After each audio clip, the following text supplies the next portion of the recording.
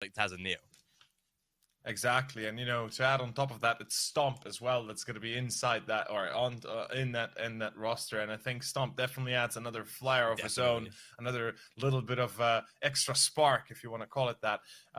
But yeah, Contact. Well, it was a little bit, like I said, it was a little bit shaky when they were going up against Simon. As I said, resilience seems to be quite high for Simon. They also were able to pull Forza into overtime twice on 2 maps, and I gotta say, we're watching that last map on Inferno. Simon, they wasted many opportunities to close out the series, and I think in that sense, both Contact and Honoris, I think they'll be happy to play against Simon rather than against Forza. But then again, we'll see how that goes once we get to it. In this best of 3, though, again, Dust being the first map, Contact, I think, should be a no-brainer that this is going their way most likely. They have the better players, effectively, in that sense. And, as harsh as that might seem as I'm saying it, we have to be a bit more realistic. They've been playing for the longest of time now together. Yeah. Well, the longest. It's been a little while now, and they've been established. And as you said, in Flashpoint, they also performed pretty good.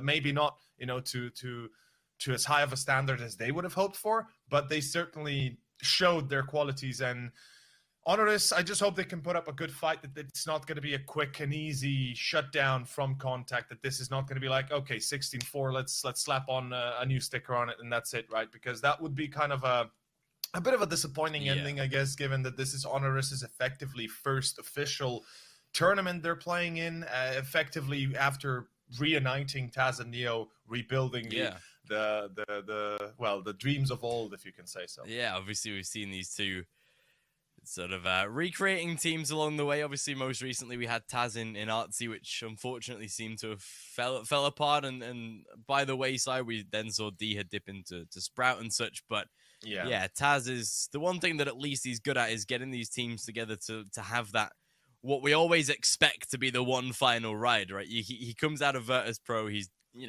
not signed, playing for fun, gets into then aristocracy, and we think, oh, he's going to be riding out the rest of his career in this team, playing with aristocracy, playing, seeing how far they can go.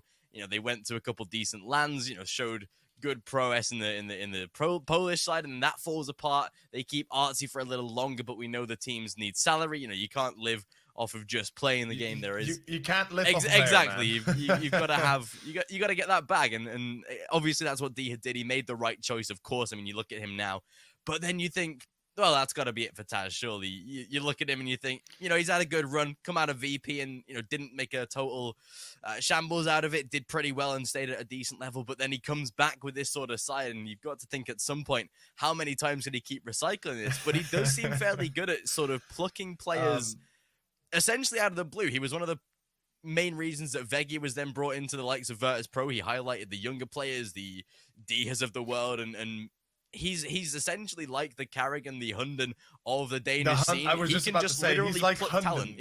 Yeah. Like he finds the flower in the midst of rocks. So I think that's one of his best qualities. And hopefully tonight or today we'll be seeing some flower sprout out of Honoris, because they will definitely need this. Contact not going to be an easy matchup for them. Yeah. And speaking of the match itself, we're jumping into the knife round. Ladies and gentlemen, map number 1, Dust 2, the map choice of Contact, coming up as we go into our first elimination series of the day, the second best of 3, as Jay and Dweg were already finishing the decider. Of course, we saw Forza progress into the playoffs and see who's going to be first out of today's group. Yeah, of course. That knife round is going to be taken by, well, one of these final 2 players down toward the A-long position. But yeah, with Dust 2 being a map that we know is at least more stable, let's say. The fact that it is down to just that aim duel in terms of being on a map like Dust 2 and not having particularly too many strats to play with, you almost want them to be able to start well, especially with this needing to settle in a map like this. You look at Dust 2 for Contact, it's particularly not as great as we might have expected. Oh, yeah. They have been on a couple close runs with the likes of FaZe and such, but getting destroyed 16-2 by Mouse Sports. They even lost to what was the Bad Bears roster, obviously, with Fun Plus Phoenix, who were picked up at the end of that. And again, a pretty rough run that they've had on Dust 2. So obviously, There's a little bit of a cause for concern there. We know that there's definitely signs of weakness, but yeah, I do have to agree overall with the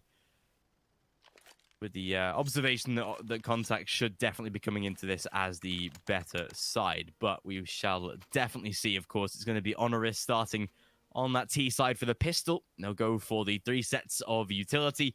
The more experienced boys on the... 2 sets of utility with the more experienced boys, 3 of the Kevlar. Contact can't argue with that, up right? Towards short. Yeah, I like it. Straight down A long, pretty standard pistol as we've seen over the past couple of weeks or so, but we know it can be super effective with the utility. Hey, Ships has got a new picture as well. I like it. No longer wearing the, I believe it was the B Pro or the Wendigo jersey. Wendigo shirt, yeah. Yeah, the Wendigo jersey, sorry. But yeah, as you said, Honoris, they're going to be pushing up towards long, or at least looking for a little bit of control. A slow approach. Of course, they respect the fact that they're going up against USPSs. They don't want to endanger their round from the get-go, especially when Otto and D and Ships are holding the line. And well, it will be a split through short. Let's see how far it passes here. And quick succession of shots coming out as Otto and D already finds the headshot on Neo. It's Prism coming in through short though. Nice contact as Reiko will actually take the shot on Ships. It's Esperanto return. Still Reiko comes in with the flak as it is going to be another one. Otto and D replies in kind though. We are back to a 2-on-2 and this is not yet the end of the round as Honoris have a chance to perhaps take it still. Yeah, this is really still up for debate here. Esperanto, good denial, though, gets away with both. 3K for the man himself. Final frag coming in for him, and Contact grabbed the pistol. Honoris not going to be able to get off the mark this time. Contact starting well on that CT side. A little bit of a ropey round, but they do ride out with a victory. No force buy from the T side, you'll be happy to know. They'll just go for that standard approach here into this one. Interestingly, Honoris obviously with a Polish side, and we've seen so many Polish teams do well in this league. It's Honoris that are looking to follow suit of the likes of Ago and such here in this tournament. They have got big boots to fill, though. Name value, I think, for these two players that we know and love in the Polish scene is not as high as we would like it to be, so they've got a lot to prove. Time with this full eco round should be fairly easily managed. Letney already tapping heads away, Stomp dead. And a simple one, allowing those MP9s to maybe rack up a little bit of cash, but either way, it's a second on the board for Contact before the gun round of Honoris. As expected, of course, and Taz, I mean, Glock in hand, he can't really hope to do much. And Contact, of course, gathering the storm, preparing for the thunder ahead. It is going to be the first gun round coming out as Honoris pull out all the stops. Neo going to go... Well, okay, for a second there I thought he actually only had enough for a mini Kevlar and AK, but, you know, my eyes deceived me. It is going to be 4 AKs and a scout still for Stomp, though. An interesting decision that he goes for the scout instead of actually choosing a rifle over it. Okay, I guess I get the choice here. His money was limited. He wants to be a bit more impactful with a scout, and he is an absolutely amazing AWP player, if nothing else. We've seen him in many other Polish iterations, and at one point in time, Illuminar, I think, was his high point of his career, at least for a certain period. So let's hope to see him perform yet again as before. But right now, we see Contact taking a very defensive step, and they'll be looking to control A long as they already are, keeping 2 players on B as well, avoiding that mid play. They have the MP9s. They know they don't need to play them close range. They can choose to do this a little bit differently, and ME patiently waiting as Neo jumps down the smoke. He will be caught, and already the B split coming in. Great info gathered by Contact at least here. Tunnels under control. The Ship's already able to chime away with 2. Beautiful hold. Last man of Prism on the back of the site. They do get away with at least the AWP, the plant, Prism. At least able to reposition, gets himself already down into tunnels, but with the way that Otto is holding this one, nice little refrag actually, back to a 1-on-2. The flashbang good enough though. Position spotted already. Finished and shut down Contact. They will find themselves round number 3. Solid start for the CT side. Gun round of Honoris this time not being up to scratch. They'll swipe a couple AKs out of this one as well. They will be able to get a rebuy if they want to go for it. Yeah. They've got AKs they definitely that have can the come. chance. Yeah, definitely. Yeah. They should be going for this at least. The question is, do they want to risk playing with limited utility, which so far has been, I wouldn't say a problem, but it's going to become a problem, especially when you deal with contact. As I said, right, they've been together for a little while now. They've had the experience of playing together. And if nothing else, they are well attuned how to work against better teams, or otherwise just, you know, teams that are far more prepared and far more in tune as Honoris would be. And I guess, you know, that's the one thing that Honoris has on their side. The element of surprise, the element of being a bit more unpredictable. And Letney finds himself the first. Prism steps out of the corner, gets himself a refrag. Still gonna be Reiko coming in through middle, alongside Ships that's defending B side though. And what indeed the timing here to peek out middle. Actually giving him a chance as Neo gets caught. Reiko, that's a bit of a, you know, if we can call it a bait, a debate even. And that is going to cost them a valuable amount of time, and not just time itself, but also map control. As we can see towards long, Emmy is going to be looking to take that T base alongside Esperanto, and I'm not even sure if he's going to be pushing. Yeah, he's going to be pushing behind him. This is going to be very dangerous. Honoris, though, they've made it through short. The timing here couldn't be better for Emmy, as he's never going to be spotted in this moment. And with Esperanto coming behind him, doubling down with the flank, as long as Esperanto doesn't reveal his position, even if Emmy dies, there's a good chance that this goes very well for contact regardless. Although a 2-on-4, let's see if Honoris can make it work. Gonna be playing the smoke at least for the bait and switch angle. Reiko, the edge of the smoke, just trying to stay as safe as possible. Spam onto Emmy though. There's the first and the second. Thankfully, Ships already info spotted, but it is just down to Reiko. He knows of the steps in CT. He can hear Otto coming. Now it's all about staying safe. We're spotted on the back lines, but Ships finds the head. Low HP, but will not matter. Round number 4 for contact. Again, a bit of a scary retake, but a solid one at that. 4-0. Clean beginning for the CT side. Again, a rebuy is available for Honoris. That is what they're going to be investing into here. They've got enough for the AKs, Kevlar, and the utility to follow it. So, not going to be too bad of a buy round thanks to these bomb plants, but contact looking at least solid so far in closing out the rounds. Indeed, they do. And as we can see, it is going to be now another approach towards the long position as Honoris is looking, or at least looked for the start to be a bit more aggressive. We see Emmy taking a different stance though. He's now peeking wider and trying to look out for Emmy.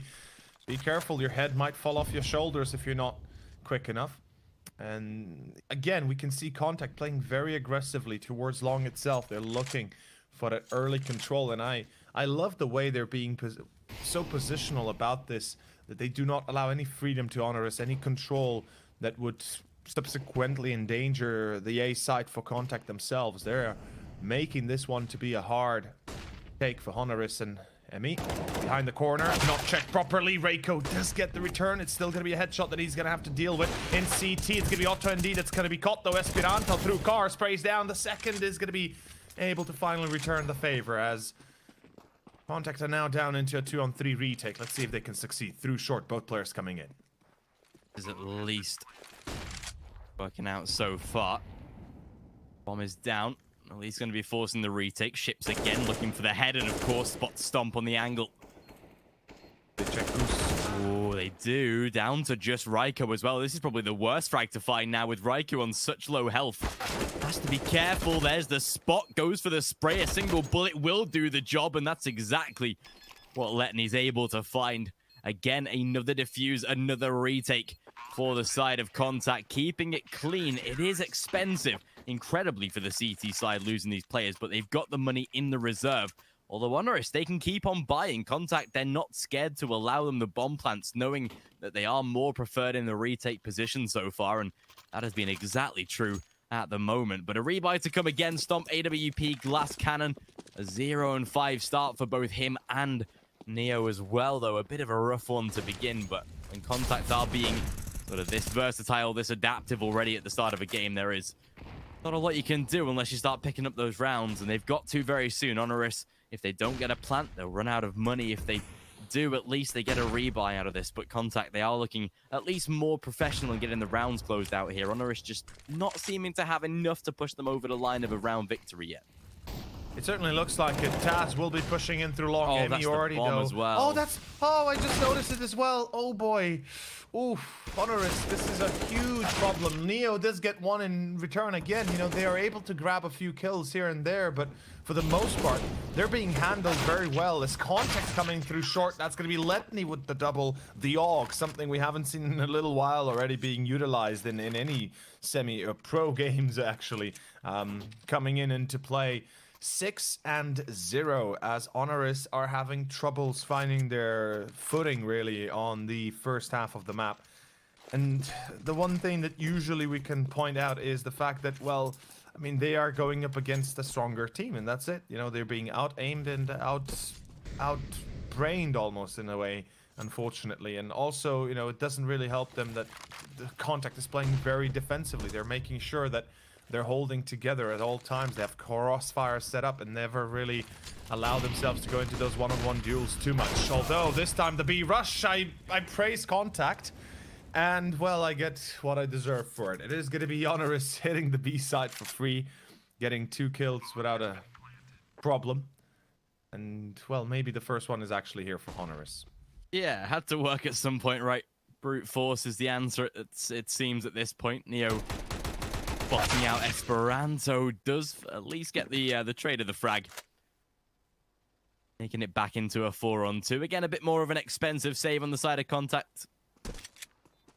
We'll only get 1,400 at the end of this round as well, so players like Ships will have a bit more of an issue to be able to purchase. Thankfully, they should be at least be okay to front the buy on the further 2 players they've kept alive. The rest will be able to purchase, I believe. There might just be enough to get a buy, although it is going to be very, very ropey. You can see even Letney himself struggling a little bit, but with 2 saved weapons and with Esperanto able to purchase himself, there should be a reinvestment off of the back of this. And of course, there is Ships giving that AWP back, of course, and that will be handed over to Otto.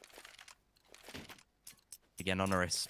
First on the board. They're at least off the mark, and that's exactly what they needed to do. And it had to work at some point. Brute force is always a tough one to handle for the side of Contact, and finally Honoris able to at least get off the tally, get the first under their belt. It is about consistency now, though. We've spoken a lot about this over the past few days, of course. We've had a lot of one-sided halves, and when teams get a first round on the board, they have to be able to provide it with a second just to keep themselves afloat. We know the money is gone for Contact. A second would be perfect for Honoris in this position, just to ensure that they have the consistent round gain on this T side so far. But we know how vital a second round is. They cannot afford to drop off here just after winning their first.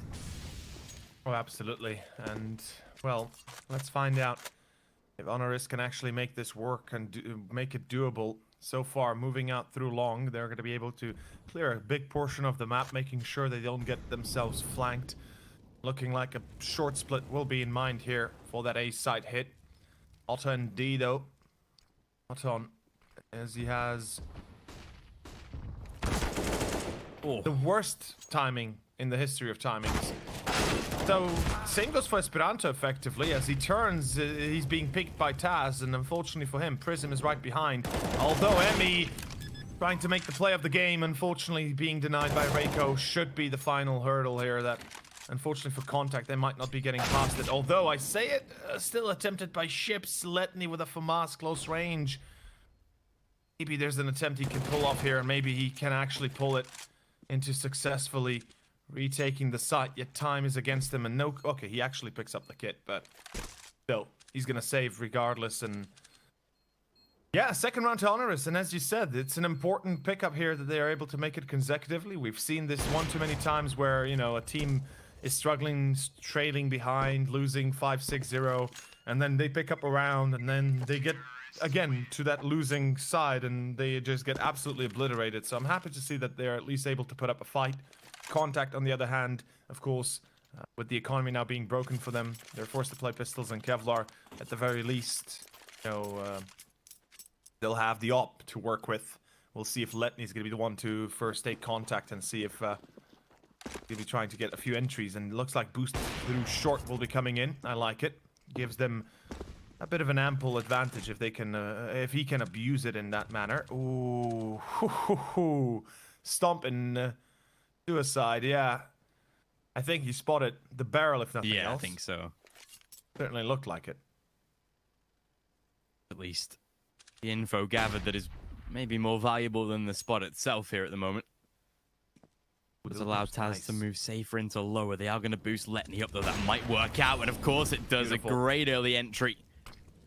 Something that Contact able to just master through the middle of the round itself. Good adaptation of their current situation. They will find the early frag. It is only a 5-on-4, and with the pistols quite limited on the side of Contact, it is going to be down to just Letney, but we've seen an AWP perform in this sort of position already. He does at least have a angle that benefits the mid cross. Even if they do push up short, he has that sort of angle covered. Mid, exactly the same. They do have smokes necessary for this corner, and Raiko, will he spot Emmy? Yes, he will. That's great info gathered now. Esperanto will find himself edging closer, going to take the risk through the smoke. I like this risk, although it doesn't pay off. A whiff shot, and Neo finds two. This might just pay dividends. Ships gets away with a AK, though. Boy. You don't want to give him anything to work with. Thankfully, Stomp make sure that that is not an issue. Bomb down, and Honoris should be on round number 3.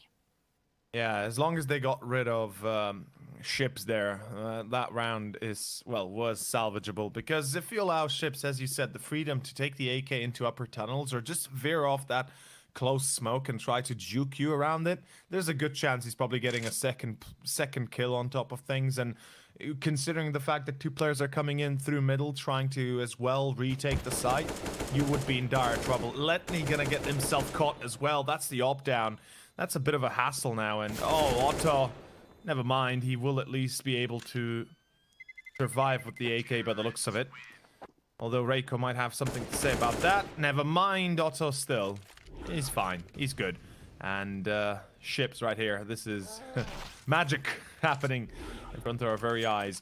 But 6-3 as Honoris pick up the pace, and they seemingly start up the old engine. Might be a little bit dusty, might be a little bit rough, but it's getting there. It's definitely picking up speed. That's I think the important part that we have to point out. Otto goes on to a glass cannon as well. Ooh la la. Is this tell perhaps there is a hint of, I wouldn't say concern, but definitely a hint of like, oh guys, you know, we need to be a bit more firepower. Yeah. I'm not gonna say I dislike it, but I'm definitely gonna say that perhaps not the smartest of choices, given how Honoris are playing currently. Almost feels like a little bit of that desperation kicking in, right? Sort of in the back of the mind where Stomp's got an AWP. Yeah, a little bit of a speck up an AWP myself. Exactly. Here. Yeah. This time, good spot of the angle. Neo, great Molotov, but Esperanto, good stuff. Confident enough to push through it. Gets away with the early kill. That's a great little team play. Emmy providing the flashbang. Ships here has to be careful, though. Does get caught in the back of the smoke. The flashbangs again, though, at least working out. A little self-flash for the peak. And at least paying dividends. Raikou spotted in the corner as well. Down to a 4-on-2. Better this time from the side of Contact. Stomp does seem aware of a player beyond the smoke, but just can't find the angle. Taz on the back of his own smoke as well, trying to work into the bomb site, but gets away with the frag. Only one, though. And Esperanto good for the return. 7-3. Contact back to winning ways, saving the AWP as well. Otto will put the Kevlar on the board where it's deserved. And Honoris, money is an issue. Stomp has plenty, the rest have very little, so it seems like another force buy is on the cards. They lose this, though, in the first half. Contact's going to be getting close to double digits. What I have to point out is how beautifully that round was played by Contact, and specifically Letney. You know, he had all the intel he needed, although let's hold on that. I'll break it down in a moment. This is a quick long play that already finds a little bit of success as Taz finds one, but the lineup! Esperanto, the double. It's not enough to really break them yet, but it's enough to potentially still build up a winning round here for Contact without further losses as Otto comes out on... like... So if we just, you know, kind of disregard what just happened because it's gone. I loved how Contact played that 3-on-2 because with Letney on site, usually what you would see teams do is when they have a player on site, they would be running in all angles without any timing, without any coordination, straight onto the site itself, trying to help out the guy on site. And you could see Letney was literally just calling out, wait until, you know, I come into contact. When I have the intel, that's the right one, that, you know, they're close to, they're pushing in. That's when you strike, that's when you hit. And as soon as Letney took contact, as soon as he actually got hit and died or got fragged, you could see the rest of them push in immediately a split second later. And that's the beautiful coordination that Contact have, and I think is going to be extremely hard for Honoris to deal with, as already being proved by the result. And as you said, double digits most likely coming on top of this. Double AWP as well being picked up. It is going to be ships as the secondary in this case. And it seems like the stars are currently aligning as the squad is having a great run here early on. And Honoris... ouch, that hurts a lot. Bring a little nade. Plenty of damage inflicted. Esperanto and Otto holding the line as easy as we like. Simple eco round, simple shutdown from Contact. Honoris, though, this is where they've got to step the game up here. They have to win this buy round. If they do not win this, it is double digits all the way for Contact, up to 11 before the final round of the first half. And that is where things do start to look a little desperate now. Thankfully, this is Dust 2. It is the map pick of Contact. We have Train coming up next. We know is a very Polish-based map. We know they love to play it. Contact, on the other hand, not as great. Otto, beautiful reaction shot. Neo, already taken out of the server this round. Stomp able to get a good response onto Esperanto, though mid doors. Put the pressure on and able to find a refrag. Down to a 4-on-3 as Stomp again hitting the frags. Hey, maybe a bit of an overextension peak by the T side, but it works out. A little gap in the door pays beautifully. And Honoris for once have an advantage. They cannot afford to let go of it, though. Oh, that is for certain. You know, they've worked so hard to get this to this position, and it would be a shame if they lose it all right here. Although ships on B site, the second up. Here comes the connect, although in middle it's Otto that takes the fight and loses it. Still, Emmy and ships are already on B site, but it seems like they've been read perfectly. Honoris, they're starting to dwindle back towards A, or at least rotate back towards A. Still Stomp on middle. The Contact, well, I say Contact. The play here is vital for Contact to see what they do. Apparently, they're going to be gambling B. I respect that. They're both low HP. They know that the dangers of splitting up will just double the chances for Honoris, and it seems like they might actually be saving. And you know what? I'm not even surprised. I'm not even mad about this. They have the advantage. They have the position to allow themselves a little bit of more freedom, if you want to call it that. And they know that attempting any sort of retake with the low HP both Emmy and ships have, as well as the op in the hands of ships, and no kit actually being available, you know, this is the more prudent choice, the better choice in this case. And Honoris, well, for them, 4th round on the board. It's not exactly a piece of cake, but it is what it is. And let's see if they can make it perhaps into a bit of a more worthwhile first half. 9-6 would be optimal. Of course, would be the only result they really can go for the half, but still better than what the alternative would be otherwise. And double up still going to be kept in place. I'm kind of surprised they keep to the double up, and kind of like it actually as well.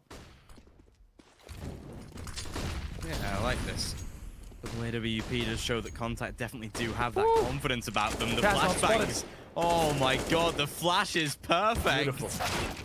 Otto traded instantly, and again another solid round from Honoris. Contact's defenses this time just not up to scratch. It might already force a save out of the CT side, although with Neo hunting, looking for the final couple of players, might get a chance at this as well here, considering that Neo is on the offensive push for the save. 2 weapons carried over is great, but isn't going to change the outcome. And well, exactly so. Letney last man already being hunted. Prism getting the job done. 9-5. Good denial of those final weapons. Money now totally destroyed for the final round of the first half, and it seems like Honoris might just be able to swipe a 9-6 out of this. And if I saw correctly, Prism actually hit that headshot through CT, through doors of B site, on towards site mid, or middle of the site itself.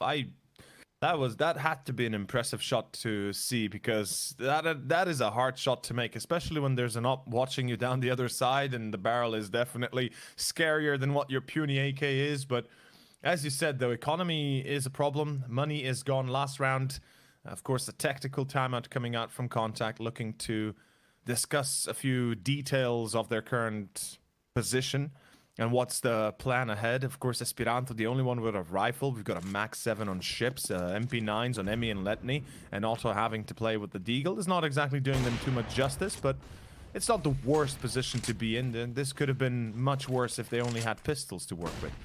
Either way, though, seems like Honoris is making good work on their progress and looking like that 6th round might not actually be that far away anymore. Yeah, this is actually a pretty solid T-side half for them, especially we don't particularly have too much to go on, of course. They've played, like you say, just one single official.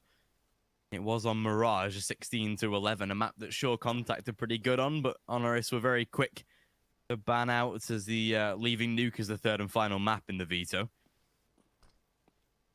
It is so required, of course, but this time,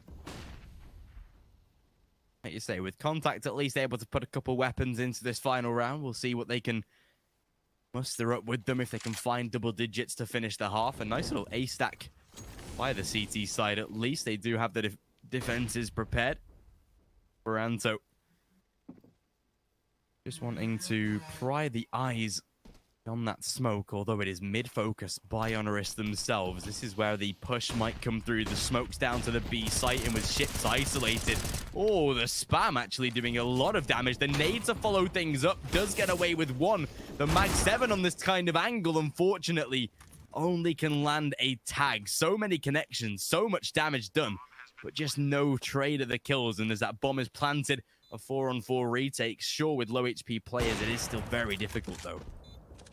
Let's see how far this actually stretches for Contact. As you said, low HP players should be difficult for them to handle, but Contact also losing players before they even get to the site is going to be an issue. Luckily, they at least have a kit, so this is going to be a doable position for them to perhaps make out some sort of a potential retake work. Although, yeah, we say it, we see it, and, well, we smelled it. 9-6, it's going to be the first half gone. For Honoris, it's not exactly the optimal amount, but it's much better than what it looked like at the start, and I guess they should be happy with how it ends here. Contact, on the other hand, I would dare say they're maybe not as content, given that they started really, really strong. I mean, it was 9-3 at one point, so I think that for itself speaks volumes. And Emmy and Letney being a little bit quiet, a little bit under the radar. Hopefully they're not going to have another quiet performance like against Simon, but we'll find out soon enough as we kick off with the second pistol. Yeah, I think we were definitely expecting maybe a little more out of Contact once they were up so heavily. Double digits almost seemed inevitable for Honoris to be facing in the second half, but they did a great job here in managing the rounds that they had under their belt. Contact this time, though, T-side to come.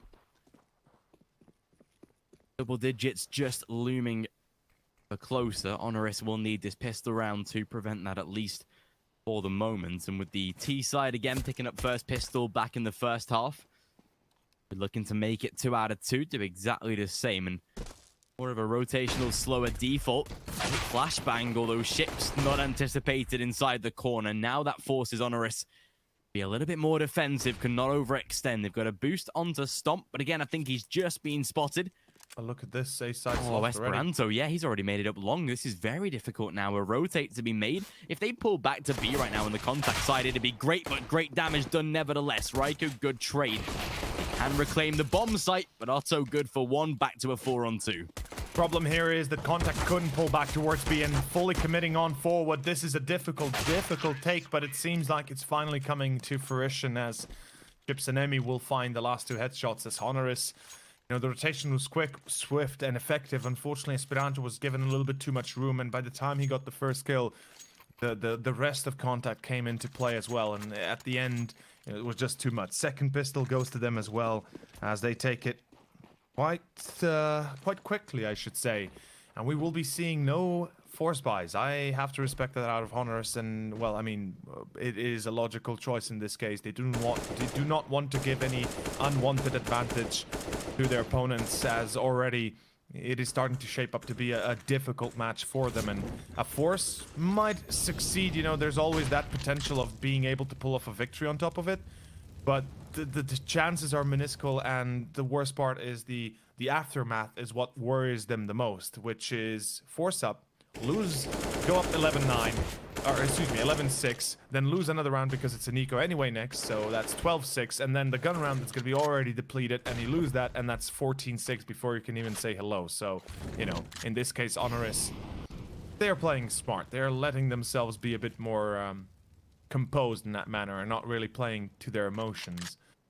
But Contact is also playing extremely smart. They're not dividing. We can see they're not going to be playing the heroes. They're going to be going in together, hitting the B side.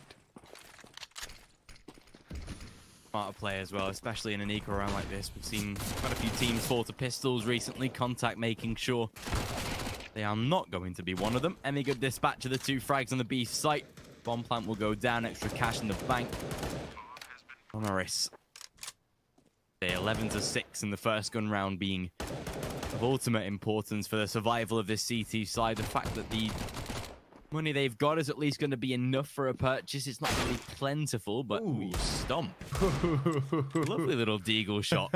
Gets himself a little bit of extra bucks to play with, but Emmy getting the job finished with the MAC-10 as well. Money, money, money. Yeah, that's what Emmy's about right now. He seriously racked up so much cash. 1,800 off the back of the 3 kills, and with Stomp trying to fight, trying to play for the final frag, maybe even an extra one. There we go. 2,400 in the bank. Contact 11 rounds on the board. Honoris, their first gun round is going to be limited. Prism, the only player that would be able to even buy an AWP if they wanted to. So Stomp, unfortunately, down onto the scout. It is going to be a second eco for Honoris. They're not even going to force into the buy. A wiser decision, but another free round for Contact, it seems. Well, that's just what you have to deal with. Otto does get tagged, and the scout buy-in was not exactly the worst option here, as Honoris do get a little bit of damage early on. And Contact, they'll have to take a bit of a step back. They are not exactly equipped to take on the 5 of Honoris at the same moment. They do have an SMG, a Galil, and 2 AKs and the AWP, which in essence, you know, would be best utilized if you go towards the long position and try and hit it off of that. But already the entry securing a little bit more room, a little bit more, you should say, confidence perhaps in this sense for Contact, giving them, well, the return though.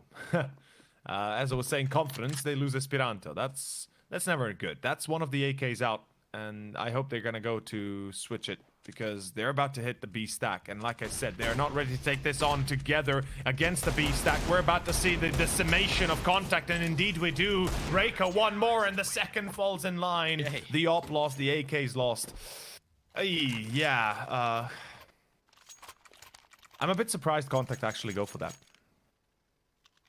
Yeah, especially when it's a full dedicated play on the side of Contact. Unfortunately, that is a bit more of a rougher approach on the T side, but they'll have to face what comes for them here, as Honoris now will put themselves on a little pedestal, nice in the CT side to stop.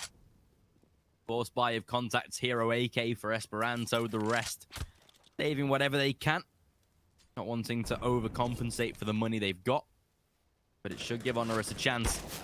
Already round at number 8 on the board. Esperanto getting a couple tags along the way as well. Has to be careful over peaks, and Stomp finds the frag. Already a 5-on-3. Make it a 5-on-2. Some simple kills to find Reiko. Good job. Looking like one of the real solo players on the side of Honoris so far in this map, at least. Round number 8. Already locked in and confirmed. Just down to Letnia 1-on-5. Bomb is lost, and round subsequently joining it. 11-8, Honoris. They're not too many rounds behind now either. A single gun round will definitely change the progression of the game itself. So, see what Honoris can do, but it is the gun round of Contact. It will come up. Oh, will it even come up next? It probably, yeah, it's going to have to be another eco, so. Well, yeah, it should be, right? With both ships, Emmy, and even Esperanto not having enough to go for an AK.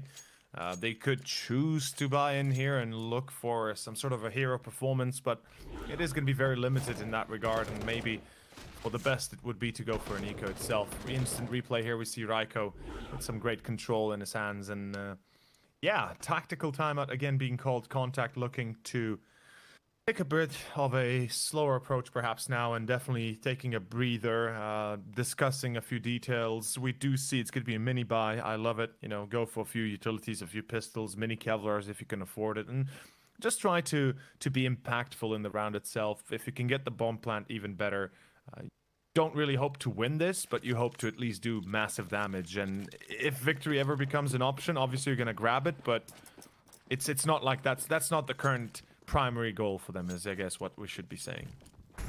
Yeah, definitely. Bomb plant would be perfect in this kind of position. Supplement the money they've got going into the next round, but any economical damage onto a CT side is always great as well. Nice little nade onto Emmy. There's the first kill by Letney, though. That's an excellent start. Actually taking down that mid control. Raikou has to be careful. Taz good return of his kill. And a second one to join the procession as well. Yeah, Raikou with his Raikou with his quick play through short actually secures that round, because as soon as Neo fell, you know, I did say that winning was to be a presented option that perhaps Contact could go for within the round itself, and as Neo was taken down, that option suddenly becomes very much attainable, or at least becomes a possibility. And with Raikou then denying, of course, both players on middle and jumping right behind them through short, it pretty much locks out any sort of chance like such. 11-9 though, and here comes the first real investment that we'll be seeing both squads go head-to-head. Otto with the op against Neo, and Stomp, the double op coming out from Honoris. And I have to say, I'm very much keen in seeing how this works out for Honoris, as this is a huge investment from their part as well. This goes wrong. It's quite the costly round for the CT side here. Thankfully, money isn't too bad on the side of Honoris, but never want to see a double up setup failing in this sort of capacity. But either way, just 2 rounds behind now here in the CT side. They have been able to draw it back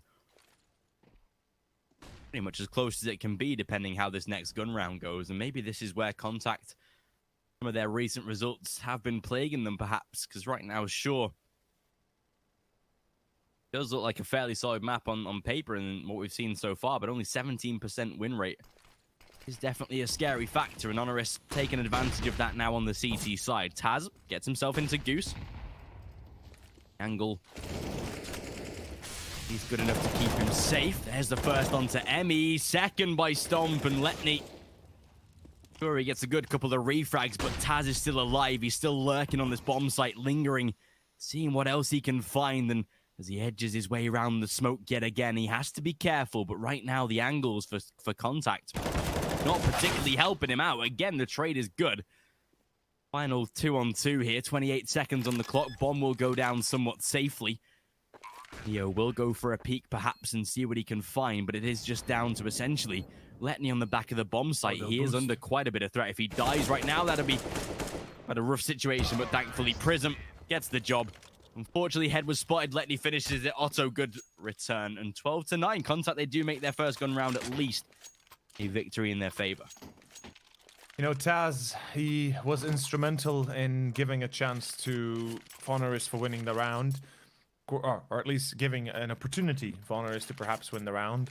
With the second frag that he was able to put on, that was actually the golden equation they were looking for. Any more than that would have been truly a golden goose with a golden egg already laying for them. But the 2-on-2, unfortunately for Honoris, was perhaps a little bit too convoluted in the fact that once they go for that boost, there never should be, like, if you fail that boost and you get spotted, you never should be attempting it afterwards. You shouldn't be in the same spot, peeking up the same angle, because it's going to be a very, very easy way to shut it out. You just tap away, and Letney, he did exactly that. It's not a problem. You know, it's easy to do that once you know where your opponent is. And Honoris, that 2-on-2 might have worked out differently if they hadn't been as stubborn to try it with the boost, but fair enough. You know, it is as it is. 12-9. And we have a rebuy for the CTs. It's limited. Utility is key here. No Molotovs. Only a limited amount of smokes. Oh, Neo as well getting tacked down to 20. This is certainly not the best position to be in, but it's not an unwinnable position, especially with the fact that Contact is lacking a little bit on the amount of weaponry that they have overall. Well, utility, I guess we could say as well. There's definitely not the optimal amount of Molotovs in their inventory. In any case, let's see how far does this stretch for Honoris. Can they make it work with Stomp on the op? He's been an instrumental player for them, and we all know him from Illuminar. We all know him how good he can be when he puts his mind to it. This is going to be a long take. Reiko knows this. He has to hold strong. He finds the one, the second as well. That's the bomb drop. That's perfect. Now it's down to Otto, and he does take down Taz, and they know Reiko's close range. The engagement comes through. Ship's tagged still. A 3-on-3 though in Esperanto. Patience is a virtue, as they say, and he's going to be coming in to lurk from middle. The Xbox position is what he's going to be looking to overtake. And as long as Contact do not lose anybody on long and not get themselves caught out of position. Oh, Esperanto's about to die though, isn't he? Never mind. He's not. It's fine. It's good. Yeah, that was a close call. Yep. Oh! Get taken out of the spam angle. Oh, ships. There we go, buddy. Beautiful little double. Leaves Prism isolated on the back of the T spawn, unfortunately. And now look at the cash for Honoris, unfortunately. They lose this round and, well, they are starting to be economically broken here. Not a lot left on Stomp. Prism, Neo struggling to be able to front a buy in the next. 13 on the board for Contact, most likely 14 on the way. DT side starting to look a little bit maybe lost again here as Contact are getting themselves back onto that pedestal. A good triple by Ships with the AWP, putting that straight to work already. Will survive with it, of course, down inside that pit. 13-9. As we can see, money definitely not great. Prism could drop a FAMAS if they wanted to invest, but it should not be their port of call here. It should be an eco. Just to be able to bank the cash into the next round, get at least a better buy round, but it should be 14 for Contact here. And again, getting very close to victory here in map number 1. There's been no real uprising from Honoris yet. They got a couple rounds here and there, but nothing that really has slowed down the momentum of Contact just yet. Yeah, that's the problem, right? They're unable to slow them down. They're unable to stop them. They're unable to really put a foot in the ground and say enough is enough. This is the battle line. You cross it, you pay the price for it. Luckily, Prism gets himself an entry, right? Through the short push. We've seen this time and time again. And Honoris, again, are in a position where perhaps they can make it work. With a single M4, it's hard, but it's doable. We have seen it before. Hero rifles do come into play, do come to mind. And Esperanto, with that deep smoke deployed, he does allow himself to cross back towards top middle. Oh, let me spots Neo, though. That's a bit unfortunate because, again, as I've said, it's hard having only a single rifle, and that does mean that the majority of our players that are unequipped, that only have a pistol, need to stay alive, need to stay somehow together, not to be fragged. And if they are alive long enough for the rifle to make some work done, then there is a good chance you can win it. Otherwise, it's not impossible. And right now, Deagle's coming into play. The rifle is gone. Taz! No, Taz! Oh my Taz! God. Taz!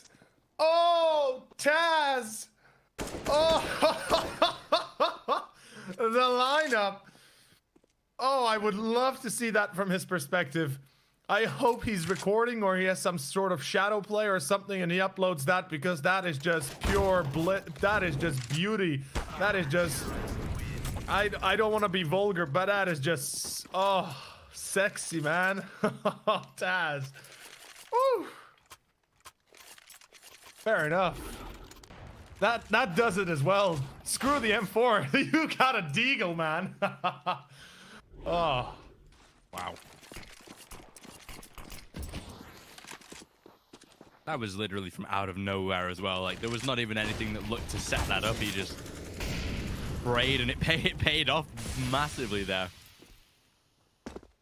Now look at them. Completely flipped. Contact, they're the ones on the force by now, and it's Honoris that actually looked more stacked than they did a couple rounds ago on their own buy. Stomp on that AWP again. We'll see what they can do here. A force buy from Contact Two AKs, a Galil. Has already been tagged along the way. Not too sure where that damage came from. Like it might have been from down long, but either way. So far, a slowdown from the side of Contact. Do not want to rush anything here. Play as their name would suggest, really, and just play off of the back of the Contact with the CT side, because right now they are reading this pretty well. The CT rotate, definitely aware of what could be coming through middle, but it is at least being watched by Neo here, and with the push coming through long, got the rotation on short ready. Raikou ready to drop down or provide the support if necessary. Flashbang just allow Neo a little bit closer into the bomb site. Ships, though, coming up short might be a bit more of a scary aspect. That Tech 9, though, not this time. Raikou, good defense of that one. Neo on the back of the bomb site. Great nade for damage, and misses the spray. Neo! Can't convert. Raikou dead as well, and as they come in through long here, thankfully it's watched by Esperanto. Gets the kill onto Taz. What? Look at the players' health here on the T side. I don't know how half of them are still alive. How are all of them still alive here? And Stomp does get himself a return. Sure, Prism's still on through short. He has an angle to work with here. Oh! Stomp! Oh! What? What? Oh! What just happened? Can we get an instant replay of that, please? Oh, so good. Oh, oh, oh, wow, wow, wow, wow. Okay, okay, I guess we're playing like that then. Fair enough. I mean, that's perfect. Let's go. Deagle goes Burr. The op goes Kukli or Kukali style. Let's go, man. Let's go. One way to do it, right? Woo. Well, I mean, exactly, right? That's one way to put yourself back in the game. 13-11, all of a sudden Contact on an eco. This looks like it's going to be 13-12 soon enough, and Contact, they're starting to have a bit of a hard time here, and, well, who wouldn't? Oh, nice little pick of the corner that Raikou's playing from there. Tips as he is isolated down on the B site. Simple shutdown, 12 on the board for Honoris. As easy as that hit. As they are down onto that tactical timeout, their last one being used. Honoris scarily have not touched one all game long so far, and, well, is the final one for Contact. One of their final buys before Honoris do manage to gain a lead as well if they do find victory here. Scary to see Honoris potentially take the lead right now, especially so close to the end of this game. Contact, they get the buy round. AWP for Otto. Limited on the utility for the majority of the side. Esperanto down onto a Galil just to be able to afford that full Kevlar. Well, here we go. There we 13 go, to yeah. 12, Honoris. If they win this one, they not only tie the scoreline, but they break the bank. Good entry by Otto this time, though. Catching Stomp on the back of the smoke. Oh, second from Otto as well here. He is putting the pressure on. He seems to have had enough here. He was one of the instrumental players in why Contact were even relevant in the series against Simon. The 14 rounds, Otto was insane. Thankfully, Neo closes him down this time. Gets a chance of a second, but a good return by Esperanto. And that should be the site itself, and 14 for Contact. From the frying pan into the fire, how they say, right? Neo, unfortunately, you know, he returns the favor to Otto, but then jumps straight into the crosshairs of two men waiting him on long. So it's a little bit unfortunate, but this is definitely chalking up to be a very close series, no matter how you want to spin it. Sure enough, you know, there were a few moments here where Honoris was definitely drawing the lucky Joker card, and they got themselves quite a few moments where one would gasp and say, holy hell, what is this game? But they get it. They got it. 14-12, last chance though. This is it. They better have a few more Jokers up their sleeves, otherwise they won't be long for this first map. Dust 2 looking to shape into the victory for Contact, and as we said pre-game, we kind of insinuated that this should be a victory for Contact. Of course, they are the better team. There's nothing really that gives Honoris, that how to say, that doubtful element, right? To say, okay, Yeah. maybe not, but you know, they are still performing very well, and in my eyes, they're doing a great job at it. You know, they're playing as good as they can be under the circumstances, and giving this much pressure and putting this much pressure on Contact, I think speaks well for what this team again could perhaps potentially achieve in the future. Very much reminiscent of how Artsy started out. Yeah, for sure. Especially, like you say, with the fact that Honoris has been established for probably 2 or 3 weeks before they went official, before they finalized the roster and made the announcement. So yeah, they've had very little prac time, running fairly defaults on some of the rounds here, and we can see that. But yeah, there is definitely a lot of potential here. A lack of info confirmed here, but Neo, good couple of kills. Emmy, though, lining up too, and with no defuse kit. Oh, there is a kid, actually. Neo trying his luck. Oh, not wow. this time, though, unfortunately, in Contact. They will get round number 15. Money is gone for Honoris, seeming like Contact might have just about done enough here. But we can never take away from a couple scouts, especially with the pistols. They have been turning up today, but Contact, so far so good. 1 round needed, and they'll be getting at least the first map under their belt moving into training. Woo! Okay, Stomp, let's go, buddy. Let's go. We haven't seen that from him in a little while, and well, it's nice to again see him revitalize his old reflexes, although this time it is going to be Neo as well to chime in. Double for him already. The scout proving to be a deadly asset. An Emmy down to 20. He cannot push forward here. He would be taken, shredded, and ripped apart. Still going to be a 2-on-4, and Taz is caught. That is a bit unfortunate, but a tag on Letney does at least help out immensely in this case. And, well, it's going to be Emmy and Letney, the 2 countrymen starting to work together here. Ooh, Emmy? Emmy? Okay, that is an excellent juke, and I love it. Emmy, that is 300 IQ play there. And if Letney gets the frag into CT here, yep, he does. All of a sudden becomes a very doable round from a 2-on-4 into a 2-on-2 with Emmy playing some 6D chess here. And, well, let's see how it works as the Scout and the Deagle have to now put an end to this potential incursion and loss. Yeah, this is definitely still doable here. Sure, the health is low, but with the weapons they've got, typically can be a bullet to finish the job anyway, even with full health, so is exactly what Contact will have wanted. The bomb down at least will give them that nice scenario to play the plant. Raiko coming in with that Deagle first. No utility, no defuse kit, but a great way to start. The Scout finishing the job. They'll get the retake.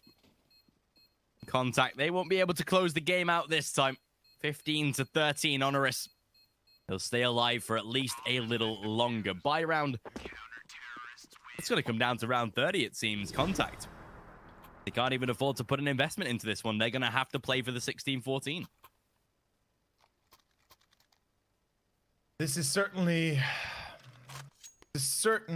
a very jam-packed map and very action-packed map, and it's getting, the emotions are getting high. That much we can see, and right now Ships is going to be the only one with the hero rifle to try and make something work. Honoris, they drew a few lucky straws, and they're still drawing them quite nicely by the looks of it. Also making sure that skill comes into play, of course.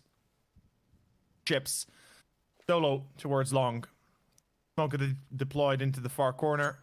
There should be another one following suit. No, actually, oh, hey, Ships. Okay. I thought you had 2 smokes available to you, or to you and Letney, but fair enough. There's a gap now. I'm not sure what the coordination there was, but okay. And, of course, it's easy here as there's a gap. You can't really do much when there's a gap. And, well, a gap is a gap. And, yeah, that is going to be 15-14. Ladies and gents, we might just be pulling into OT. And I never thought I'd say this, but Contact is starting to lose a little bit of their focus, a little bit of their composure. Yeah, well, the Honoris, yeah, they've risen right back into this game. First tactical timeout for Honoris called as well. Right on the buzzer, right on round number 30. There's one way to do it. It's exactly this one. Stomp Now has the AK in hand as well. Otto has been able to afford his dropped by his teammate. Still. One is coming down to the wire. Honoris. In a hell of a lot of overtimes today. Also seen Contact lose a game 16-14. Now they're trying to win one 16-14. Down to round 30. Utility is limited for the T side. They're going to have to play off of the back of the aim duels. Just look for the early kill. But it is a 4-man long stack, though. Are they going to be aware of this? Well, Letney will receive a barrage of nades to at least give them that little bit of early info. Can work out positions based on the amount of utility that has been thrown, especially for things like HEs and mollies, where they are definitely limited. Contact. They seem to have somewhat read this well. Doors will be smoked by Prism, so it does block off the vision for Otto. Ooh, the lineup nearly working out, though. Prism, thankfully, not going to overstep the mark, and we'll go over to that B site just to provide a little bit of extra support, but it's Contact now that will be setting up what seems to be more of just a passive play. They've not made their decision yet in this round. They were edging towards short. Now they're pulling back here, wanting to make Honoris completely almost bamboozled in a way as to what Contact is setting up here. And still, they've got 3 players toward long. No real sight control, but they've got the AWP watching. They do have 2 or 3 smokes still available, though, so they can definitely put these down if that is the play that they want to make. But it seems like those smokes used inside of mid instead. Looks like a B bomb site push. This time is going to be on the cards. Smoke down to block that off. Neo will have to deploy a smoke of his own here. They are under threat. It's mid that is the angle for them. Letney the first. That divides the attention. Prism, good response. And again, Letney with the refrag. A 4-on-3 and that B bomb site locked out. And that's a huge-ass problem for Honoris now. In a retake of B, we all know it. We've been spouting it for the ages, and, well, everybody knows it, really. One of the hardest sites to retake is B site on Dust. And right now, with an op in mind, Stomp is going to have a hard time getting through this one. It's down to Reiko and Taz to make sure they first get the 2 entries, and then the op, of course, coming to chime in. Here comes the commitment through doors. It's 1, ships the second. That's enough. That's it. That should be it. Stomp, a 1-on-4. No chance. 16-14 Contact. They scrape by a victory in the end. And I have to be honest, I did not expect them to struggle this much, because this is something else entirely. The performance out of Honoris has honestly given me hope, has given me potentially a vision of the future where they could make out a victory in this best of 3 even. As scary as that sounds for some, that is the reality we have to accept. Honoris right now played, yeah, sure, like I said, a few lucky straws being drawn, but in the end they pull it back and, well, they almost make it into a victory themselves. Yeah, they again get very close. Contact playing yet another 16-14. We are going to head into Train next, the map pick of Honoris as well. So this is where we can see the series really get hot and ready for map number 2. Do not go anywhere. We'll join you in around 5 to 10 minutes time for the start of map number 2. It is going to be Train, the map pick of Honoris, to fight for their survival in the series. You do not want to miss it. Contact, like you saw, they look pressured. Do not go anywhere. We'll see you for map number 2.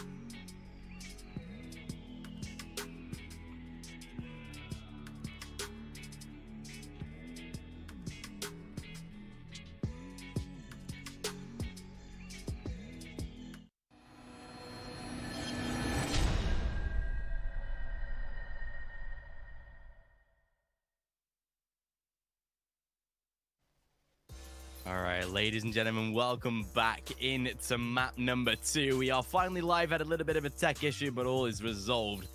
Train, the map pick of Honoris. It is their time to really shine in this series. They look good on Dust 2. They've got to be better on Train. It's their map pick coming up. Contact looking to swipe the series. Honoris looking to take us to a third map. Well, that is for certain, Honoris. You know, they fought valiantly. They fought well on Dust. I did not expect them to put up a fight like that, and certainly I think it comes as a surprise to everybody that they're able to pull up a performance of such liking. And yeah, third map, even though it might not be yet ordained or at least destined to be, Nuke is in essence still a map that does favor Contact, no matter how you want to spin it, because when you look at Contact's map pool, their worst map is Train, effectively. They've got a 0% win ratio on it with 5 maps played overall, and that is definitely cause for concern to a certain degree. But then when you look against who they played it, against, you know, how they performed on it, there were definitely a few results where you could just go like, wait, what? And then obviously there's one in between or two where you're kind of confident, okay, you know, they just had a bad run. But let's find out for ourselves, shall we? Let's not dwell on the past. Let's see what Contact can bring on the table as they're starting on the T side of the first pistol of the second map. And we have Honoris that have chosen to play Train. Yeah, and this is going to be again a nice little, at least CT sort of comfortable feel for Honoris. They can get themselves accustomed here on the CT side quite early. Contact though, 2 smokes, a flashbang and a molly is what they have to play with. Down toward this B bomb site, Neo will be able to see them coming down the ramp though, spamming, but Ship's already good for the first kill. Nice little entry. As looking for the return of the damage as well, but an aggressive push out of Ships. There's a double. Raiko able to return the fire, at least trade back a single frag, but Prism. Hey! Okay, this is still open right now. They do have Otto in heaven, sure, but the smoke for the bomb, and with Emmy left on site, this could definitely go the opposite way.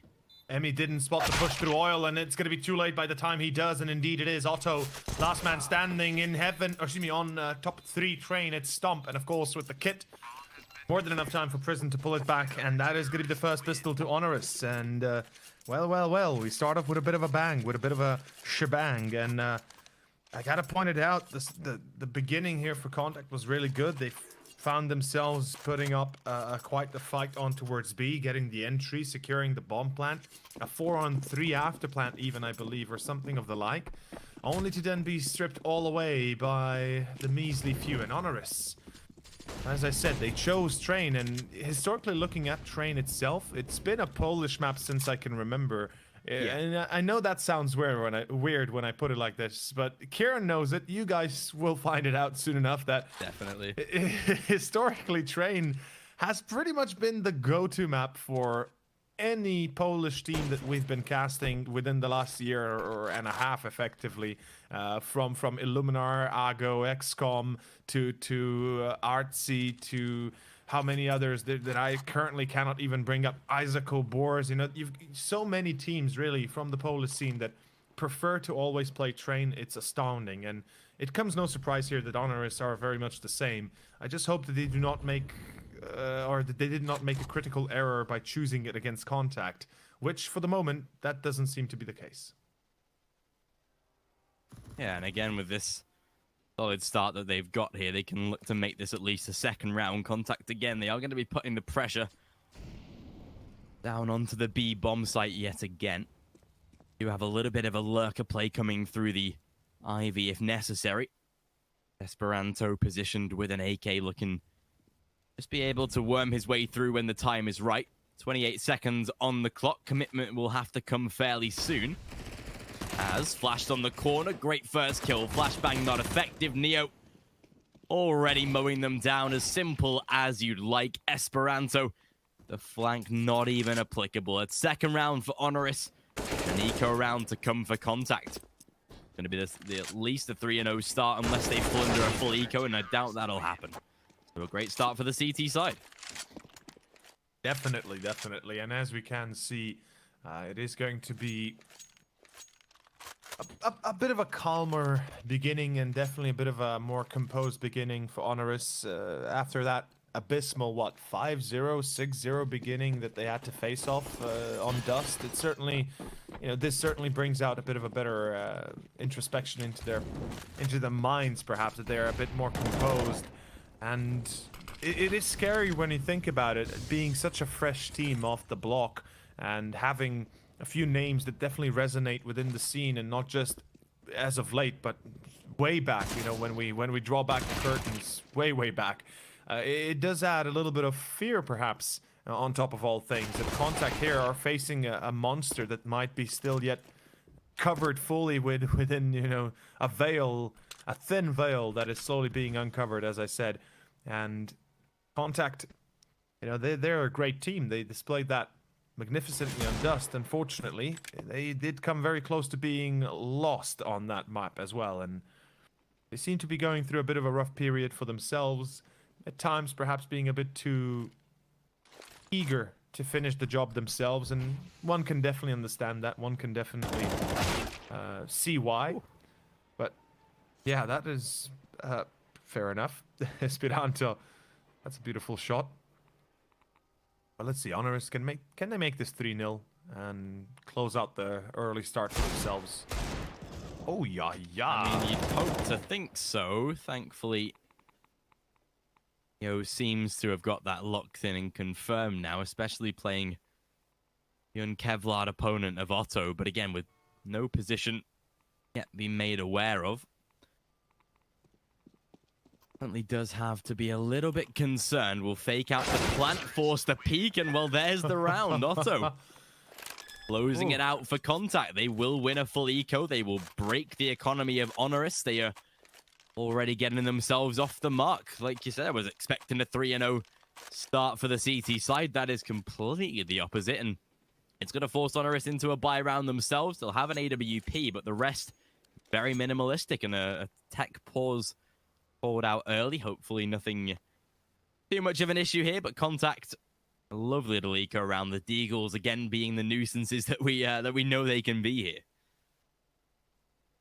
I mean, we've seen this before. The Deagles can certainly play a monumental part in securing round victories, but it's definitely down to the players themselves, the team themselves, to make sure that doesn't happen. And well, in this case, a little bit of a failure on their part for Honoris, that is. Contact, though, they don't mind. They love it. They will, the fire, when it starts burning underneath their feet, it just, jump starts them even further, gives them more energy to keep on performing, to keep on playing like the Mad Lions they might be.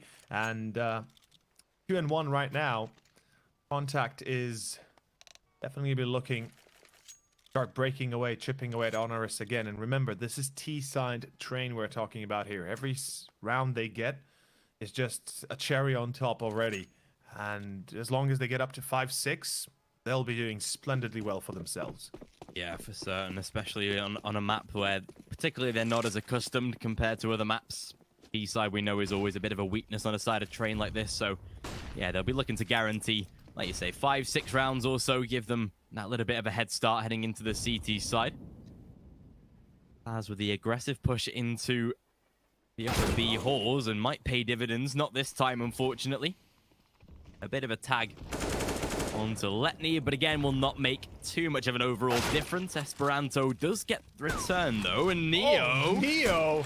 Neo! Rolling back the years, the scout triple headshot, all three. Honoris, the force buy round might just be working out here. Is this Simple? Neo, are you Simple? I just saw this morning the clip of Simple taking down Zantares and his crew in FPL with the scout, like 4 or 5 headshots, or 4 headshots, like straight up on train. So seems like Neo watched the same clip as I did, and he said to himself, you know what? If Simple can do it, I can do it. And well, he's certainly doing it. That was something else entirely. Wow, okay. I mean, just look at this for a second. Just, just pristine accuracy and deadly as it can be. Perfect stuff. And, well, there you have it. The third round to Honoris as Contact get, well, contacted hard by an outside force, being Neo. Back to square one, yeah. Hero AK on the side of Otto, but apart from that, the rest incredibly limited. Honoris a chance to go at least 4-1 up, sort of start the way that Contact did on Dust 2, but at least a great early entry by Otto at least. Stomp does manage to return the favor though. Nice nade over the top will not finish him off, but definitely get very close to. 3 points of health is all that he has left here. Still, a 4-on-4, especially with the limited weaponry that Contact do have. The single AK, as soon as it is lost, essentially written off of that T-side hit. Ooh, Otto, however, Letney with a second, wouldn't take them out of this yet. Stomp, good tag. Back to a 3-on-2, and with an AK secured in the hands of Letney, and he has Kevlar as well. This is still looking up for debate right now. Indeed it is. Stomp and Taz, the retake is going to be difficult to attain, especially with the positioning of Contact, as we can see behind Electro. Although exposing himself, Emmy trying to get into Pop. It's going to be Taz with a double, and now Letney. As I said, positioning for him is the one advantage that they do have going for themselves. They know where he is. Stomp, although he's going to go wide. Letney, wait, what? One would imagine after he hears the scope, after he hears where Stomp is, that he would take a bit of a step back and hide behind the wall. But instead, you know, he does take the risk by going wide and trying to take the angle on an off angle effectively. Unfortunate enough that doesn't really work when it's Stomp you're talking about. You need to be careful about how you approach him. He is one of the deadlier uppers, and you know, last year we were touting him as one of the better uppers on the Polish scene, and even though he might have rescinded since then a little bit, he's still amongst the, you know, the upper echelons of the Polish scene. You can't really deny that. And 4-1 Contact, that is a hefty loss to be taking after they almost already secured it. And luckily enough, they have a rebuy here, or at least not even a rebuy, but a full investment, full buy. Yeah, thankfully the round that did come close there was only the eco with the single AK, so it wasn't that bad that they lose it. But yeah, in a definite winnable situation, you would have wanted them to have already converted that without really having too much of an issue beyond it. Nevertheless, though, Honoris hit. The AWP in the hands of Stomp. The money isn't that great on the CT side either, so a single round will change the way that this game is going so far. Double drop for the info. Do lose a bit of health along the way, although no further commitment to come. Prism playing in that sandwich spot. Does have to be careful. Contact not yet committing to the B bomb site this time, but still with 45 seconds on the clock. Having plenty more utility than the side of Honoris as well. This is where they can force them out of the bomb site before they've even made their pushes here. Pop Dog can't be covered as soon as those smokes go down, although Stomp, he is looking to go aggressive here, try and get up in the face. The flash is good, better with the second one as well, and a great takedown. Ships even bringing a throwback with the Krieg here.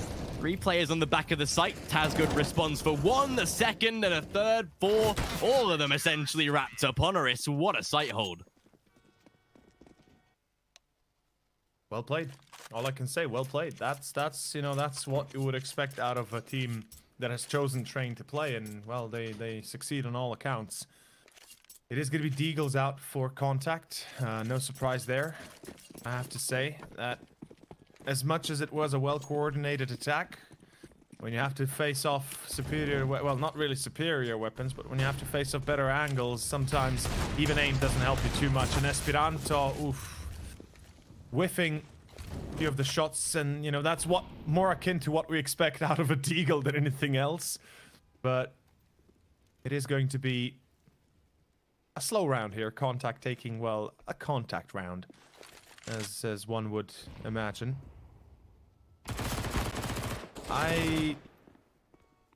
Well, that pretty much does it, doesn't it? They drop the bomb and pretty much let go of yourself in this sense. Emmy, just the one frag. Letney, maybe another one. They can make this into a 2-on-2 with a minute on the clock. There is a way back in here for the T's, and well, Letney, there we go. That's what I'm talking about. With a minute left. Oh boy, Esperanto, finally. This is all of a sudden becoming a very, very, very, very exciting round, even though it never should have been in the first place. But it's a round that's suddenly becoming, well, a winnable one for Contact. 35 seconds, though. They'll have to make a play soon. And with Stomp coming in behind. What the heck? This is such a back and forth moment here. 20 seconds. Now, the problem here for Esperanto is he has to go A. He doesn't really have a choice. Now, if he runs B, he's going to have to run all the way. Even then, he's going to be... Oh, the hesitation, though. Oh, my. This is such neck to neck. Oh. Wow. Yeah. Yeah. Wow. Feet spotted. 2 health left. 5 across the 2 players. Wow, Honoris, again, maybe just scraping through a bit of a round, but made expensive by Contact at least. Good fragged with the Deagles, even if it was a bit of an eco for them. Now the full buy to come, and again, at least the one saving grace of Contact here is because they've done so much damage with the pistols. The rebuy from Honoris pretty much bankrupts them each time that they take it. So a single round win by the T side will get them more of a freebie. Taz, the aggressiveness, though, already finding the early kill onto Letney. He'll keep on going. Ships on the other side does manage to return a trade, though, making it back into a 4-on-4, keeping the squad alive for now. And so, angles not going to work out for Prism. Back to a 4-on-3. Echo, good return. Esperanto the same. Taz on the flank. Here he comes. Already gets spotted, though. The lineup. I think he knows. I think he knows. Definitely knows. Emmy down to the 1-on-2.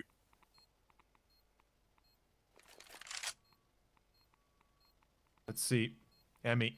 This clutch round. This is what he lives for. This is what he has to pull through. Contact. They desperately need to win a few rounds here and start chipping away at Honoris. And, well, he sees the first jump, but he's been spotted. Unfortunately, he's not aware of Taz. And there you have it, folks. 7th to Honoris, and they're starting to chip away at Contact as easily as they were on Dust. And whew, what a... Yeah, I'm just going to say, this definitely is starting to shape up into a very convincing first half for Honoris. I did not expect this one bit, and I'm pleasantly and positively surprised right now. Yeah, seriously, it's looking real good for the CT side. And again, maybe it was to be somewhat expected with Contact's previous performances on a map like Train, but being the higher level side, playing the higher level sides quite regularly on this sort of map, you definitely expect them to be a little bit more well attuned in this sort of position, but definitely seems completely the opposites, perhaps, as Honoris. The early peak does cause Stomp to take quite the hefty chunk of damage. Smoke down onto ramp, no push from Contact. They have to play very, very careful. Honoris have already proven over the past couple rounds that if you do try the rushes, they aren't particularly going to pay too many dividends, and Contact, they are going to be aware of that holistically here. A pullback rotation round through showers down toward the A bomb site. They will leave Letney in the higher heavens, see what he can find in terms of holding the rotate, but with a minute on the clock, a main control to be established. See what they can do here, seeming like more of a split to come. They've only got 2 smokes. It is enough to get out onto the A site. They will need the flashbangs they've got, though. The 4 of them definitely will help on the entrance to the site, but again, it is nice to see this side at least setting up some executions rather than scrambling by the wayside for the scrappy rounds that we've seen so far. But with 30 on the clock, now here comes the commitment. Neo, first man dead, better entry. They have to be aware of Raiko in that corner. Taz as well, gonna peek through the Molotov, gets himself onto site, now becomes more of an issue. Stomp backing him up as well. And Contact, they need the refrags, not yet coming, and Taz again able to deny. 10 seconds on that plant. They've got to stick it if they want to try it. Sure, they get a couple of refrags, but the position too overpowered from Raiko. If he stays alive, he wins this. Yeah, he definitely wins this now, surely. No, Contact. The headshot from Letney. Raiko over-peaking. Gets the round on the final second.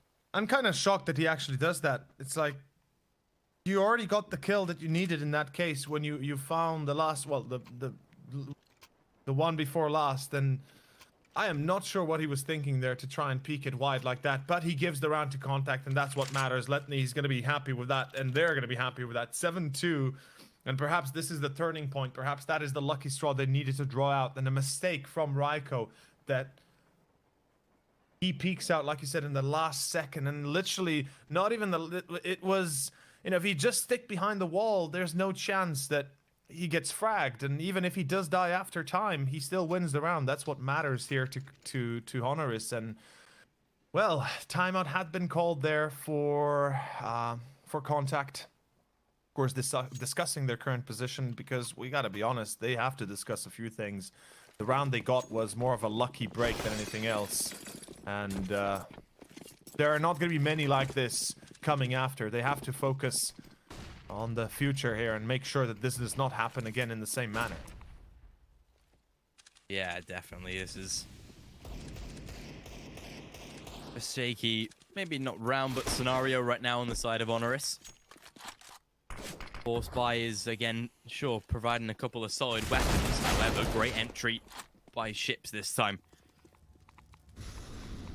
Prism taken out, a bit of a tag onto Emmy, drops him down to 27, doesn't want to overpeak, but also does find the return. Neo and Stomp, the snipers, already paying dividends. Stomp getting the second as well, and Honoris seems like they might be back to winning ways, although 2 kills denied him further. Contact now down to the 1-on-2, do not want to overextend here, Letney. That bomb is now planted.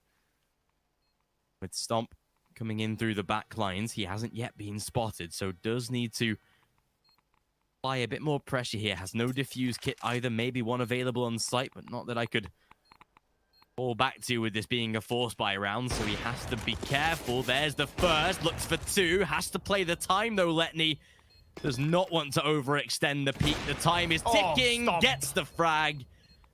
And Letney, again, the overextension being the downfall of the side of Contact. 8 on the board for Honoris, first half in their back pockets already.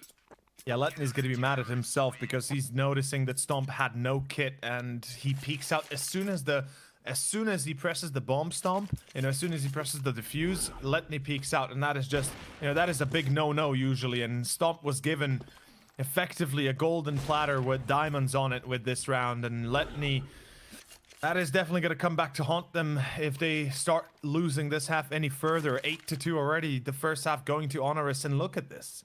They take a timeout, excuse me. They take a quick tack. They're going to be discussing their current position, and I'm not really sure if there's much to discuss. They're just working really well together. They're playing really good. There's obviously a little bit of luck on their side that we have to say is there.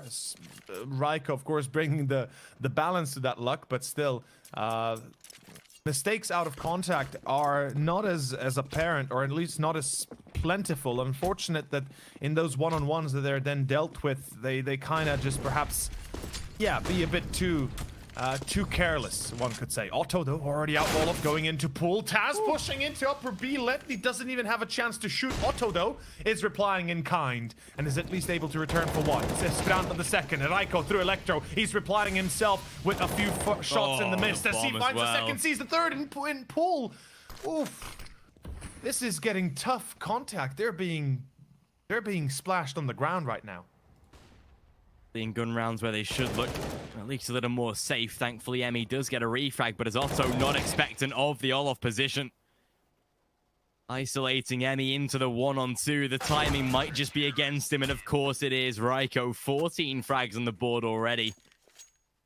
Solid performance from 3 of the members right now. Prism, you can say he's a bit quiet, but does he care? Obviously not. You've got 3 players already on 14 and 13 kills respectively.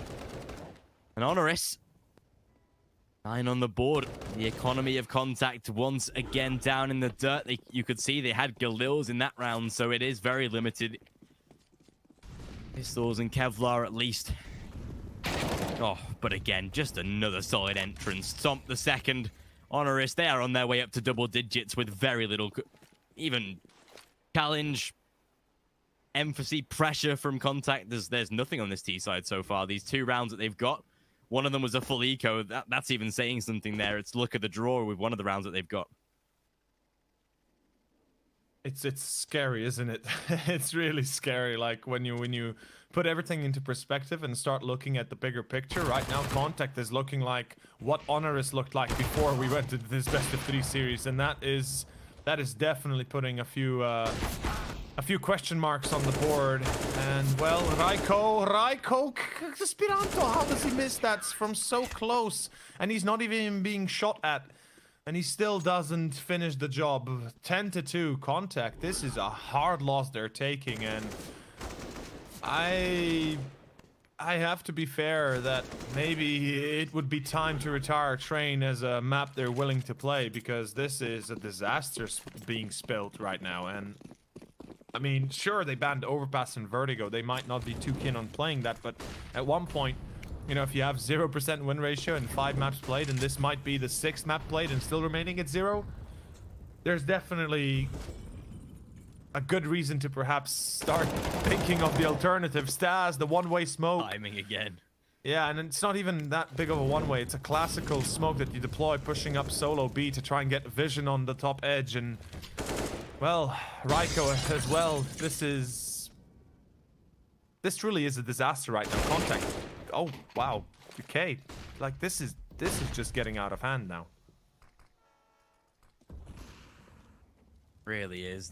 Even the gun rounds just like they're no challenge. Honoris just having such a field day here in Contact. You can definitely see, unfortunately, why Train is as you know, let's say, distant for the side of Contact. You can definitely see why they have a 0% win rate on this one right now, because Honoris, they are really making them look as barren as we might have expected. And well, it is a forced buy round. Mac 10 in the hands of Esperanto. Prism just sprays the smoke, gets the early one. Esperanto, good response though. You realize the player might be into Pop Dog as well. Nade down, doing too much damage. Esperanto trying it though. Prism, he's on a roll right now. He's on a roll. Triple already for the man himself as Emmy gets shut down into Pop Dog. The information from Honoris, the game sense from them right now is through the roof here. 12 already, looking like it's secured. A potential of even a 13-2 half on the CT side. Honestly, I'm a little bit lost for words here. I did not expect this, not one bit. And of course, I just had a vision in my head that Letny moves forward into that Molotov because he didn't realize he missed it and dies in it because of 4 HP. But as I was saying, you know, after seeing Dust 2 being as close as it was, the many rounds that, of course, a few lucky there and here with Taz, that triple deagle shot with Stomp, the jumping up no scope shot on towards A site. There's definitely reason why it was so close, at least to a certain degree, but still it was close. And right now, it seems like Contact, like, I don't want to be brutal about this, but I have to be at times. And honestly, it feels like they never should have gotten to 16 on Dust, given what is happening here. And again, just to reiterate, I understand that this is probably amongst their worst maps to be played. But then again, another reasoning kicks in is like, maybe wouldn't it better to not play this map then? You know, it's just so back and forth and so weird seeing them be this distraught, this, simply put, out of place. It just doesn't make much sense to me. It's weird looking at the Contact map pool as well, because like, you know, most teams these days at least play, you know, 5 out of the 7 maps. Oh, they burned themselves confidently. The Molotov, yeah. Bit of team damage in there, but yeah, the Contact map pool, you look at it and think it's quite. Actually, wait a second. I was gonna say might have been something of interest here, but again, it's the same. It's Honoris again, just doing what Honoris has been doing all game long. They spot the final player. Yeah, the job done. Again, just to finish the point, yeah, you look at the Contact map pool. And like you say, weirdly, Train not looking like one of the best options for them. But then they have a really scarily weak map pool on the side of Contact. Their best maps being Mirage and Inferno. But then they don't play Overpass. They played one map, lost it against G2, 16-6. They don't play Vertigo. They played 2 maps of that, played against Godsent and North, lost both of them as well. And obviously Train we're playing right now, they've lost 5 out of the 5 that they've played very, very easily, getting maximum 11 rounds against Movistar Riders. So you look at this Contact side right now, and like 4 out of the 7 maps for a side at this sort of level is really quite embarrassing coming into a side against Honoris, who have been established for what, 2 weeks, 3 weeks at the most. No, it's been like less than a week, bro. It's been like less than a officially, few days. yeah, but obviously when the roster's been put together, like it's probably 3 weeks maximum. Okay, yeah, like the roster being built and all that, sure, Yeah. but officially it's been like a good Like 5 days or something. 5 days. Yeah, I'm not even sure if it's that much. It's been 3 days since the announcement, so officially. There you go. A team that is old for 3 days old. Oh god. I mean, it's funny because I never expected this to happen, but then we're seeing it unfold in front of our very eyes. And right now, the pistol round here, the second half, it's vital that Contact pick it up. And Esperanto ship's already making some good work. Esperanto finally coming into Contact as he's able to pick up a few frags. It's Taz close range in the smoke, lurking through. Otto gets fragged. Taz runs away with the bomb, and he's not going to be able to plant, of course, but, you know, it's a valiant effort. 3rd round to Contact. That's the 2nd pistol to them. Yeah, able to pick up at least an extra round here off of the back of this one. First pistol that they've picked up on Train at least. We'll see where they can go with this one. At least should be a 2nd round gathered off of the back of this. Honoris not going to be forcing as to be expected this side. They just attuned at this point to playing the ecos. Majority of the Polish sides do not wanting to invest off of the back of a 2nd round. So Glocks across the board. Buy round to come in the next. Ryko back of the smoke. Believe he was spotted by ships there as they look to adjust. Ryko does find the first kill. There we go. A nice entry. A push down to the B site. Spots a couple feet. Otto, good refrag. They can get a bomb plant out of this. It would give them plenty of cash moving forward, but that has been denied already. Spotted at the back of Connector there. Letney down into Pop Dog. Going to be blocking any sort of potential rotate to come. A fairly simple round for Contact so far. No real nuisance on the T side coming as of yet, but Honoris do manage to break out onto the bomb site. That is the scary factor to come. That smoke now down as well. Feet not going to be visible. There is a foot definitely visible, at least on the X-ray. I don't know if it's protruding, but well, there we go. Now they overwhelm the bomb site. The bomb does actually cross though, so if a plant comes in, plenty of cash going in the T side favor, and that's exactly what they were looking for in the round. A decent outcome now.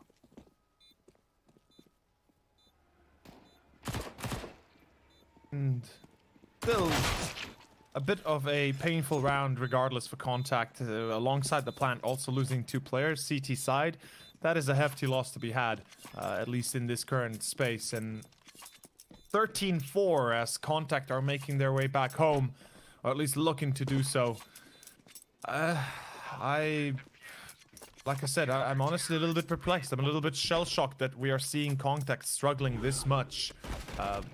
And having an issue at this big of a, or in this kind of position. I truly would have imagined them being a bit more competitive and a bit more headstrong being put into this place. But let us see how far does this go, as we will have the first gun round on our hands. Honoris, the up on stomp, glass cannon, sure, but the rest fully equipped and ready to take this on. Neo does spot out at least the early info. Smoke down on the nade. Not going to do too much damage, fortunately. Yeah, Contact, they do need a very solid run of rounds here. The fact that Honoris, they do win this gun round, will be pretty much up to 15-4 before Contact can really do anything about it is a scary prospect. B-side heading down toward the B-bomb site. Taz being allowed out of Heaven. They've not even spotted them, not even realized that Heaven was an opportunity. Ship's dead. Esperanto forced to retreat, play from a different angle.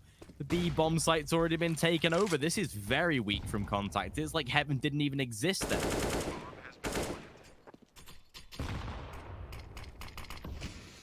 Yeah, this is This is, I don't even know how to put this, but it's a disaster. Simply enough said. And of course the save has to come through. They keep all 4 rifles alive. Wow. What is going on right now? I am... Yeah, I haven't been more shocked as I am right now. And Letney's about to fall as well. Unless he's ready. Yeah, he's ready for the contact there. And, well, no, he's not ready. Never mind. Doesn't matter. That's a wrap around the Rosie at 14-4. Pretty much the knock on the doors here for contact, as they're about to be knocked down a notch and forced to play Nuke. A map, you know, again, they're not exactly unknown to, or at least not completely out of it, but not exactly their best as well. And yeah, I did not expect it, not one bit. All the pregame at this point is just out the window for me. It's like, sure, it's like the pregame didn't matter what we said, or the statistics don't matter. Clearly they don't, because this is something else entirely. Oh, where what? Okay, Speranto, thank you for the double, at least making sure this does not get out of hand. But where is any control? Where is somebody? Like, there's 3 or 4 players on a side, and there's nobody watching Ivy. Yeah. It's like, what is this right now? What are you doing, contact? I'm not even joking at this point. This is no longer... This has surpassed the joke, and it has become a desperation. I don't even know. It's like... It was the same with like Heaven on that B-bomb site. It's like they just don't even exist in these sort of positions, but...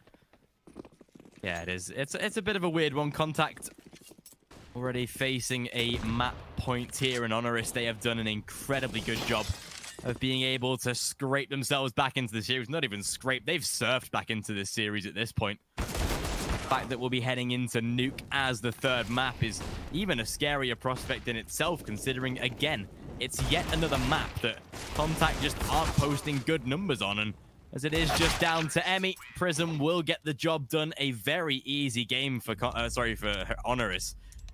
Unfortunately, it is not working out too well for the side of Contact, as Nuke is going to be the 3rd and final map. It's, again, a map where Contact are on a 3-loss streak, losing to Movistar Riders, Godsent, and North. The only opponents they've beaten, actually, is Copenhagen Flames. So, interestingly enough, it's seeming like a bit of a rough one. We'll take a short break, though. Not a lot to digress in that 2nd map, and ultimate dominance from Honoris. And I'm looking forward to this 3rd map. Do not go anywhere. Join us for the 3rd map of Nuke in a short 5-10 minute break. Do not go anywhere. We'll be right back.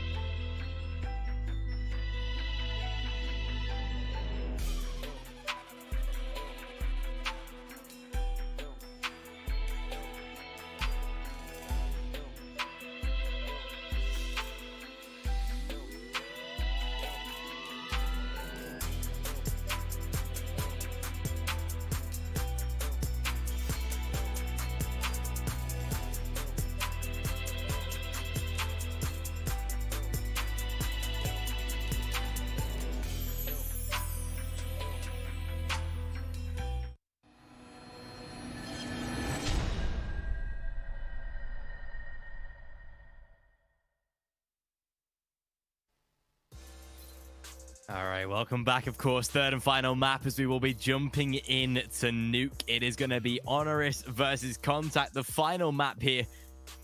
This is going to decide who, of course, will go on to face Simon in the decider game right after this one. Third and final one. We've actually made it. Honoris, they looked so good on train. They've got the momentum wave coming into Nuke, it seems. Yeah, pretty much. There's not really much we can say about train for Contact besides it being one of the worst performances we've seen out of them probably. And, you know, looking at train in their past performances, it pretty much coincides with how they played in the past at 16-1, 16-3, 16-5 and such. So yeah, the 16-4 just adds another cherry on top of the healing pile of, you know what, they already are playing on train. And yeah, this is I don't even know how to start this off because Nuke third map, and as it is the CT side for Honoris again, I mean, if they just perform half as good as they did on train with the same amount of the luck factor, the X factor, however you want to call it, this should be scary for Contact to play, and there's no way around it. And well, the knife ending, the pistol starting, ladies and gentlemen. It is now time to see our third and final map of this elimination series to see who goes home empty-handed and who faces off Simon in the decider. Yeah, you'd almost want Contact to set up that rematch against Simon from this morning, but with the way that Honoris has been playing so far, there is definitely an air of uncertainty. Contact, they will be putting the pressure down onto ramp. A four-man stack as they will move all the way down. Through the doors and down they go. Or straight through the window. We'll be putting the challenge into Prism. Good early pressure. Otto finds the entry. Branto does. Okay, gets away with both. The P250 having enough bullets in the mag for both. Raiko last alive and pistol round to Contact. Well, that's a start. That's what they need. If you ask me, that's that. What? What, Raiko? Back into a one-on-one. Unfortunately, he will not be able to get the ace clutch, but it's Letney.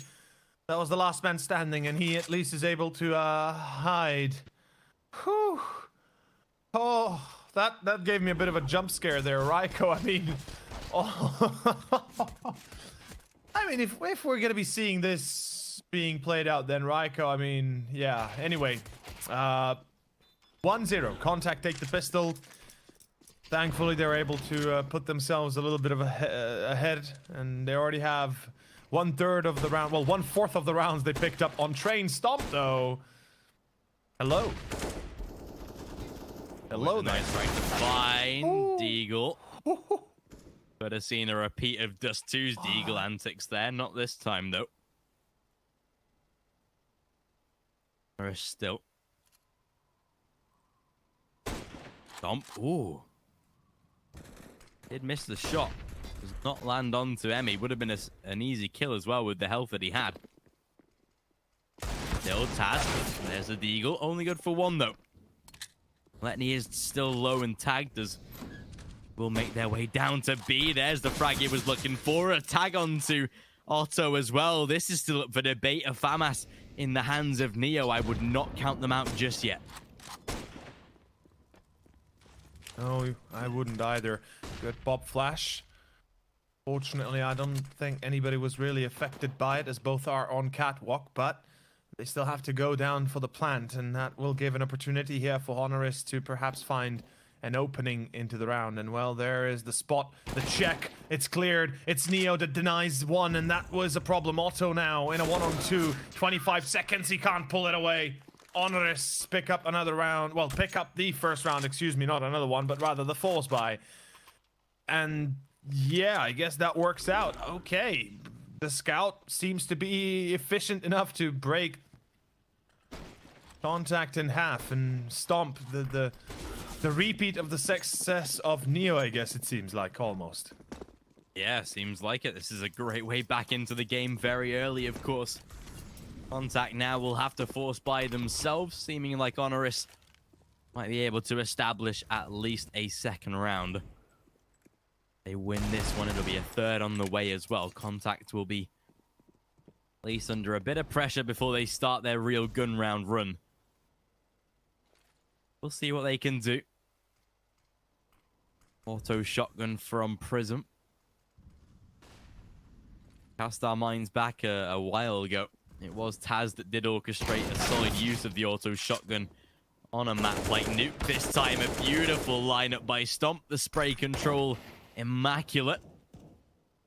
Giving them enough coverage on ramp to be able to close the round. Second on the board for Honoris, providing they don't lose the 1v4. Stomp on for the ace as well, and I believe he might have just spotted Otto as he crossed over toward the right side, and there we go. Ace in the round. Stomp bagging himself all 5. Honoris for the second contact down onto the eco now.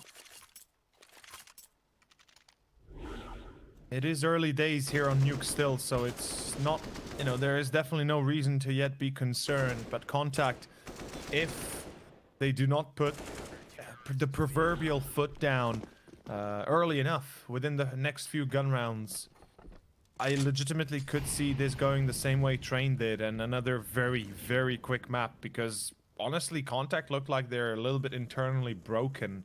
You know, maybe the mechanisms of the clock, the mechanisms that operate them are a little bit under duress, under stress, and it's starting to fall apart altogether.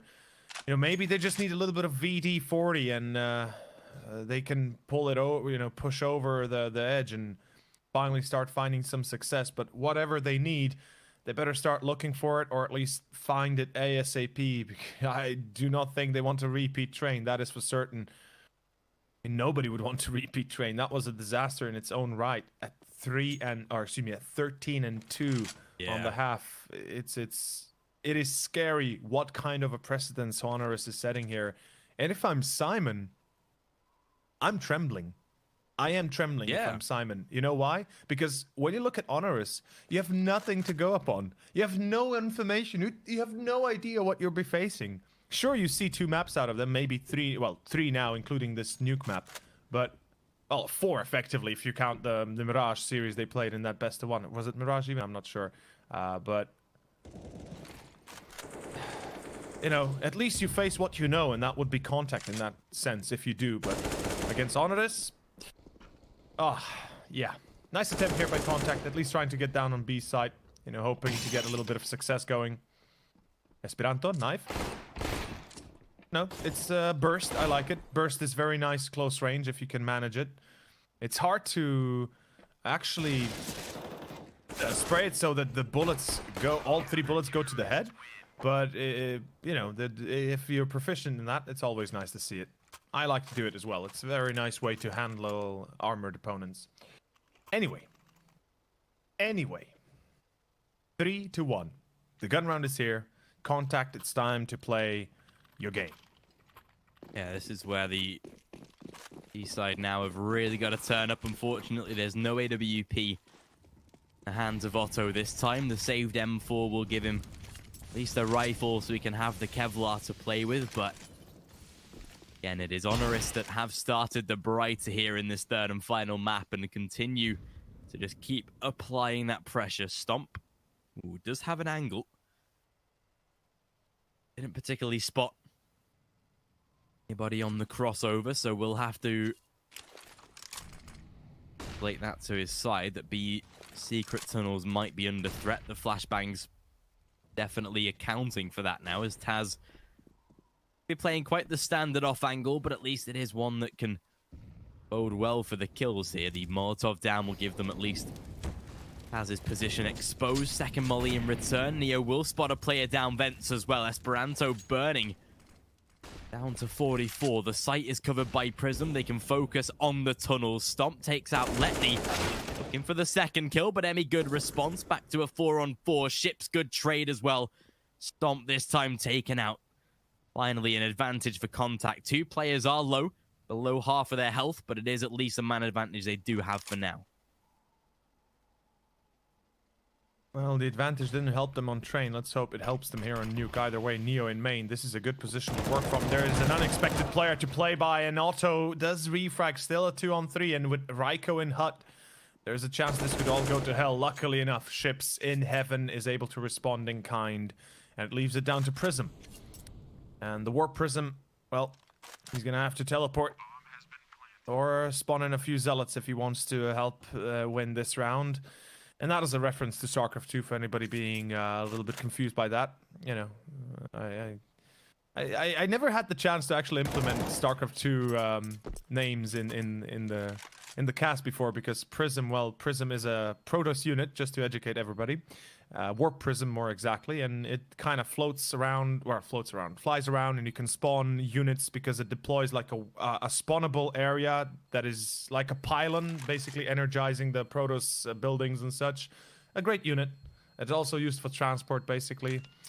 If anybody wants more information, we can keep on going with StarCraft, because right now, you know, it's kind of classical here, but this is I am so kind of just appalled at how poorly that was performed by Contact on Train, that right now I just hope we don't see a repeat of that, because I'd be disappointed big time.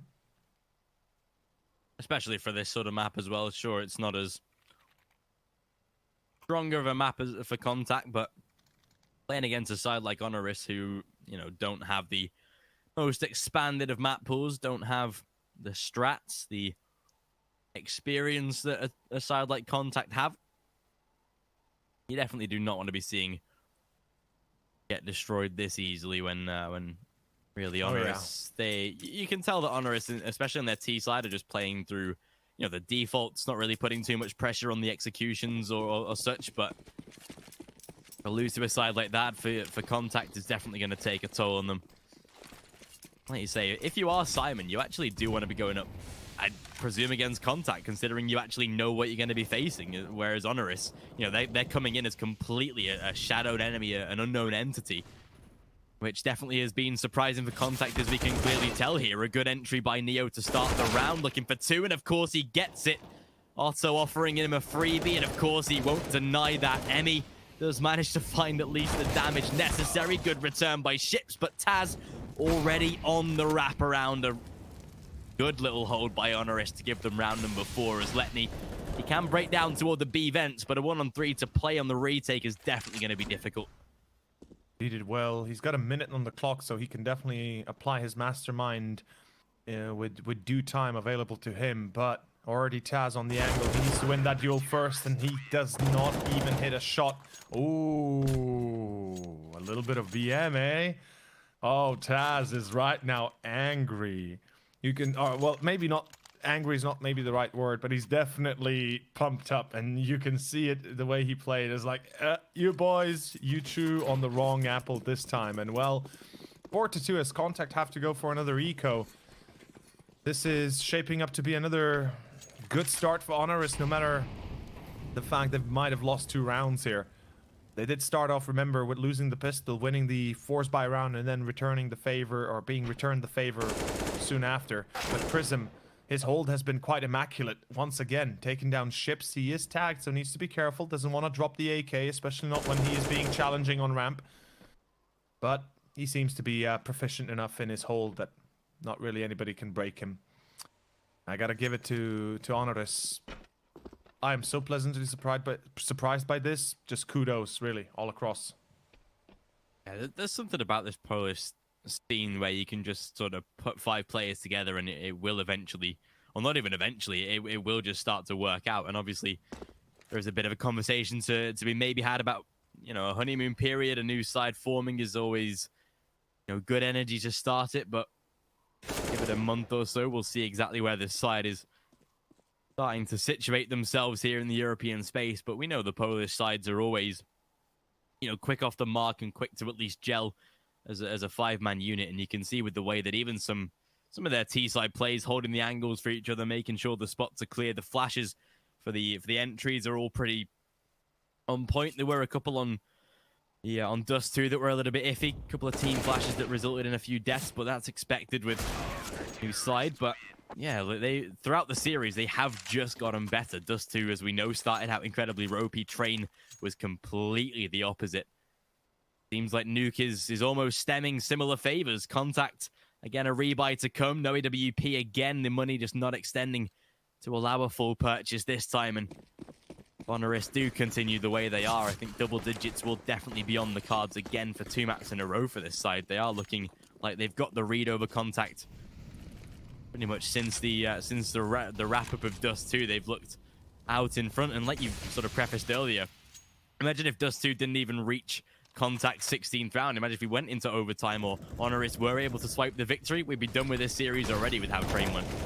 Yep, exactly. And Raiko fully blinded. Nobody checks the corner. Oh, misses the chance on the second, though. That should be enough here. Contact, I think they've just made a good enough of an improvement on their entry that this should be now a very hard round for Honoris to make a return. Auto double and Prism in a 1-on-3. Underneath him, it's ME. And finally, success comes to Contact. Albeit, again, with a bit of a lucky draw, as the positioning of Raiko there, if he had gotten both frags, there is a good chance that he does not get killed, that he does not get flushed out, and it could have gone for a very, very dirty ending there. But it is going to be the third, and they're starting to pick up the pace yet again, and, well, let us see how far does this go, as we have a full buy for Honoris. Might not be the best, but it is there. Emmy? Yeah. Thank you. Nice entry. Guarantee that early frag for the side of Contact here. Stomp, though. Be careful with the way that he sets himself up here on this garage position. We'll fall back now and provide that support from the CT ruins, or CT backlines, rather than up front and personal. But Otto able to catch the peek into Secret, finds into Secret corner. Pops out a second man as well. Prism exposed and does get away with one, but Otto quick to respond, down to a 4-on-2, and Contact seeming to generate at least a good run of rounds here, find themselves 4 on the board and break the economy of Honoris in the process. Of course, this is not done yet. There is always a chance, but with Esperanto soon to discover, Neo does actually get away with the kill. Fair enough. 3-on-2, but with Neo down to low, should not be a round that they are looking to attempt. Although if Taz gets lucky onto ships, depending the path that he takes, this could be a whole different scenario. The bomb has not yet dedicated to a site. Ships is being incredibly careful, gets away with the kill. That should now secure the round. 4 on the board for Contact. Eco to come for Honoris. A chance to tie the scoreline here for the T side. Indeed it is.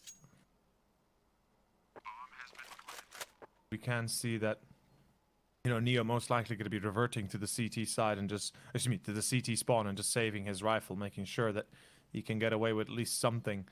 Although this is going to be a dangerous cross. There is a player in main that could be looking out towards this position. Neo? Alright, Neo? Never mind. Okay, yeah.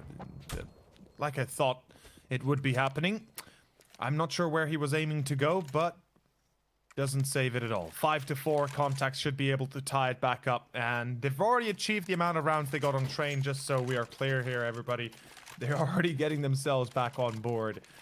So at least in that sense, this is not going to be a repeat of Train. But I don't want to speak too soon, and let's just see what happens up next on a full eco here. Should be a simple enough of a clearing spot for Contact. And like I said, a tie. Unavoidable almost. Although, still, it just feels so weird, isn't it? That Contact is actually struggling as much as they are, or at least as much as they did against a team like Honoris. And do not be, not to be negative towards Honoris, but we have to be realistic again. It's not exactly a team you would expect being able to win much. At least not within the first iteration of their matches. Yeah. But they're surprising me so positively, it's amazing. Like you said, there's no sort of disrespect to the team. It is to the time they've been established, right? Yeah. The fact that Contact are having, like you say, so much of an issue to be playing against a side like this who, you know, even on their T side and even CT side actually are just running sort of flat defaults. There's nothing too over-exaggerated about their playstyle. There's no of real over-aggro CT slides. There's no complex T development rounds yet because they've just not had the time to be able to make those sort of strats. And of course, we know that Taz and Neo, you know, as soon as these two link up, it's the experience of playing together for 5 years plus what will be guiding this team into just playing as a unit. But, you know, for younger players or lesser experienced players like Prism, and like, you know, Raiko, who, again, haven't had that much top-level experience, it's going to take some time for this side to click, but they are really doing an incredible job at the moment. And even if they do manage to, or even if unfortunately they do lose the map, they've at least took what should be a very high-level side to, you know, the depths and back and made Contact really struggle for this. But this time, Stomp not going to be able to get out on the site. Like you say, Contact, they will tie the scoreline 5-5. Honoris back on the reinvestment. No AWP for Stomp, unfortunately. Chance for Contact to rack up some T-side rounds. 5 is good. We know they're not going to stop there. Not with the buy that they've got on the CT side. They could ruin Honoris here and maybe even push themselves up to 7 in the next round. But we shall see. CT side playing those defaults again. They can't really hold outside with the weapons they've got. The M4's just having to be very cautious. This is something that Contact will be looking to punish, though. The smoke's down. Molotov into secret. Good outside control, especially with the weapons they've got. Although, as is on the other side of that smoke here. And yeah, big sound cue. There we go. Yep, expected. Taz will find himself Esperanto, and that's because Esperanto gets tagged. Not having 100 HP, a single bullet by an M4A4 will find you to the grave, or will escort you to the grave, to the headshot. Contact, that is a bit of a hefty loss, having Esperanto being brought down. Now they have to make a decision. Do they continue going towards secret and look to take control of B site, or will they be pushing in towards the A site through main? By the looks of it, it's going to be the latter, and in this case, this is not going to be easy. Neo and Hut, he's in a bit of an off angle, although Letney seems to be prepared for that engagement. Doors are broken already. Neo has to keep an eye out on main, though. That is vital. He's got cover from sight for the door position, so needs to really keep out an eye on main. There is no doubt about that. Otherwise, there's a chance this could go wildly wrong for Honoris, and here comes the commit. 30 seconds. Time is everything. Neo spots Letney. Now it begins as Taz is going to be rotating over as well. Its ship's already out of doors, and he needs to take control of this. Letney wins the duel finally as Raiko's still behind sight, and he's not even in. Well, he's completely ignorant to the fact that there's a player coming from his back. Taz comes out, vents though, a 1-on-2, and all of a sudden 15 seconds. And let's see how this one is played out. The bomb is yet to be planted and yet to be even picked up, but it doesn't matter. Letney will save it as he is in heaven and quick enough. Able to get away with the round, like you say. Plant was a little scary. Time was an issue, but Honoris who managed to overpeak, and unfortunately a simple kill with the AWP. Eco around again for the CT side. Contact starting to generate a solid amount of rounds now on this T side. 7-5 looking like the possible scoreline they should be going up to. Desert Eagles, again, we know are a bit of a nuisance, but should be easily manageable. Great start. Esperanto and Ships already able to find the 2 kills necessary to pretty much write the round off already. Contact at least looking a lot better right now on this T side than what they did on Train. It's a much more composed set of play. They're even nearly up to double the amount of rounds that the entire second map held for them on 16-4, and you know, they're already clutching on to that 8 so far. Stomp last man, simple shutdown. Round number 7 on the side of Contact. 4 buy rounds to come though. Honoris, they can get the AWP out. Chance of a double potentially. Something that we might see if Neo wants to invest into that. He's definitely hesitant of it, and maybe that is what they're going to go for here. Nope, an M4 instead. Never mind, just a single AWP. But Honoris do have to take this round. Contact, they are getting closer to not just securing the first half, but double digits as well is still on the cards at this point in the half. Absolutely, and well, we can see that right now. In the essence, that is Contact, you know, 7-5. That is as good as it gets for them compared to what they had to deal with before. And if they can grab an 8 and secure the first half, at least in terms of numbers, you know, they'll be very happy with the outcome itself. Esperanto, they're stomped to fall. As Honoris will be rotating off through ramp. 2 players going to be joining the fray to defend. Seemingly not being aware of a potential push through control room already. Prism needs to be careful. Letney spotted, gets tagged, but Prism just runs into it blindly. Stomp, excuse me, not Stomp, rather Taz will be taken out as well as Neo and Raiko are left. There should be 8 to Contact, and the one thing that is kind of making this first half very bearable, very acceptable is first that they are on the T side for Contact, and second that even though Honoris, we don't know really what to expect on their T side of Nuke, which could be a deadly side in itself. If nothing else, right, you're going in somewhat prepared, somewhat more comfortable, as the difference to be between Train and, well, Nuke here. Yeah, this is looking a lot better from Contact. Honoris seeming to be maybe a little bit by the wayside perhaps right now, as that CT side is starting to really lose a little bit of the traction that it had at the start of this map. Pistols on the board again. A little bit of Kevlar along the way. Still though.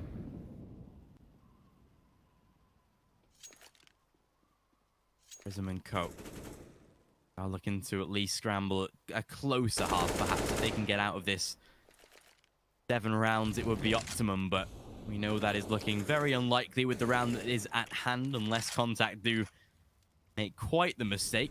A little crossfire setup down toward ramp, so there is a chance potentially for these Deagles to rain a couple of kills, although Esperanto, nice start. Otto, good for the second, and there we go. Wrapped up fairly easily. Honoris going to be getting themselves the full buy for the next good couple of kills, or at least, yeah, there we go. Stomp able to at least rattle off a couple of shots, but AK squandered in the Molotov burning. And that should be the end of things. 9-5 going into the final round. Contact, like we say, looking now a lot more comprehensive on this map compared to Train. It's like we're watching a different side here. Absolutely. This is what we expected out of Contact. On Dust, we kind of got it, really. On Train, we got the exactly opposite. And yeah, this is exactly what you would have loved to see out of them from the get-go.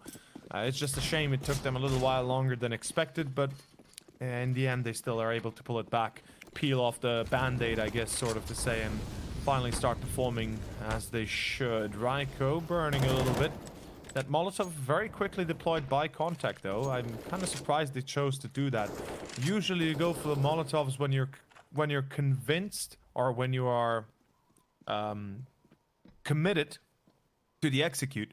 Here, Contact playing slow. They're taking it very passively, and one would say they're taking it Contact-like, you know, looking for first contact first. And let's see how it goes, as the op on Stomp and the op on Ships will be meeting head-to-head soon enough. Interestingly, that Otto is not on the op, actually. Comes as a bit of a surprise, but Ships has proven to be proficient with him, or with it, enough to handle himself well enough. Yeah, definitely. On the clock, 45 seconds left. Honoris going to be, yeah, now becoming a little bit wary of the setup here from Contact. The time is definitely eluding them, so they do have to be careful here. Not want to be, again, wasting too much with the smokes down as well. The Molotovs, with the push toward ramp. Emmy, a beautiful entry. Catches onto the first. Flashbang good enough to keep Stomp blind. The B bomb site under threat. As the plant will go down, it seems like Contact might have just grabbed round number 10. The angle not checked on the A side. Otto, good double, however. Esperanto cleaning up the side. 10-5 double digits, and Honoris again seeming like they reverted back to how Dust 2 first half was. It's Contact that have the advantage now. Indeed they do, and well, it is time to meet their maker soon enough. It's the second half, the second pistol. They'll be a little bit more decisive this time around, and certainly for Contact, I would dare say that they don't know what to expect out of Honoris on the T side. That's the one thing, right? That's the element of surprise, I think, that Honoris just have for them, and you can't really take it away. You don't know what to expect and what exactly they'll be what exactly will be thrown at them. But at the very least, you know, you have this advantage. You have 5 rounds ahead of you that you can work with, that you have a little bit of leeway and, you know, a few moments of respite where you can certainly sit back and just take a breather, take in the information, take in what's been happening to you, and kind of try and dissolve all the nuances, all the little things, and try and build a bigger picture. But ladies and gentlemen, it is the second half, or our third map potentially. No OTs after this. Potentially nothing more but a black pit of despair for Honoris. I might be putting it a little bit more dramatically, but you know, still, it is going to be an A play. The nade on towards doors, and they not an A play actually. Thought that they might actually want to commit. Smoke has been deployed towards vents as well. Interestingly enough, they're playing something very entirely different. They're playing contact, and I love it. Yeah, this is very, very nice. And to make the CT side at least be a little wary of the setup here. The stack that they are playing, Heaven rotates to come. Taz opens up the first there, Stomp, but Ships and Letney, good response. Esperanto. That's it. Pistol round as easy as that. Neo last alive in a 1 versus 4 and already dead. 11-5, Contact. They are now establishing a very solid lead. Know that Honoris do not force buy in these types of positions, so there won't be any further investment in this round. So 12-5 looking likely before the rebuy. A great little round from Contact so far. 11 on the board, pistol round secured. Seems like Contact. All our worries, all our troubles in the second map have definitely gone away now. They are breezing up toward victory in map number 3. Well, Emmy, alongside Esperanto, holding it together, holding it tightly. And yeah, seems to be the breeze is starting to go into a gale and maybe into a proper, what's worse? What's stronger than a gale? Like, breeze is like, just like a light breeze that kind of cools you off a little bit. Gale is like a stronger wind that is starting to like push. And then you have what, I wanna find the right word, but, oh boy. Yeah, I have no idea. I'll Google that afterwards because I want to find the right word.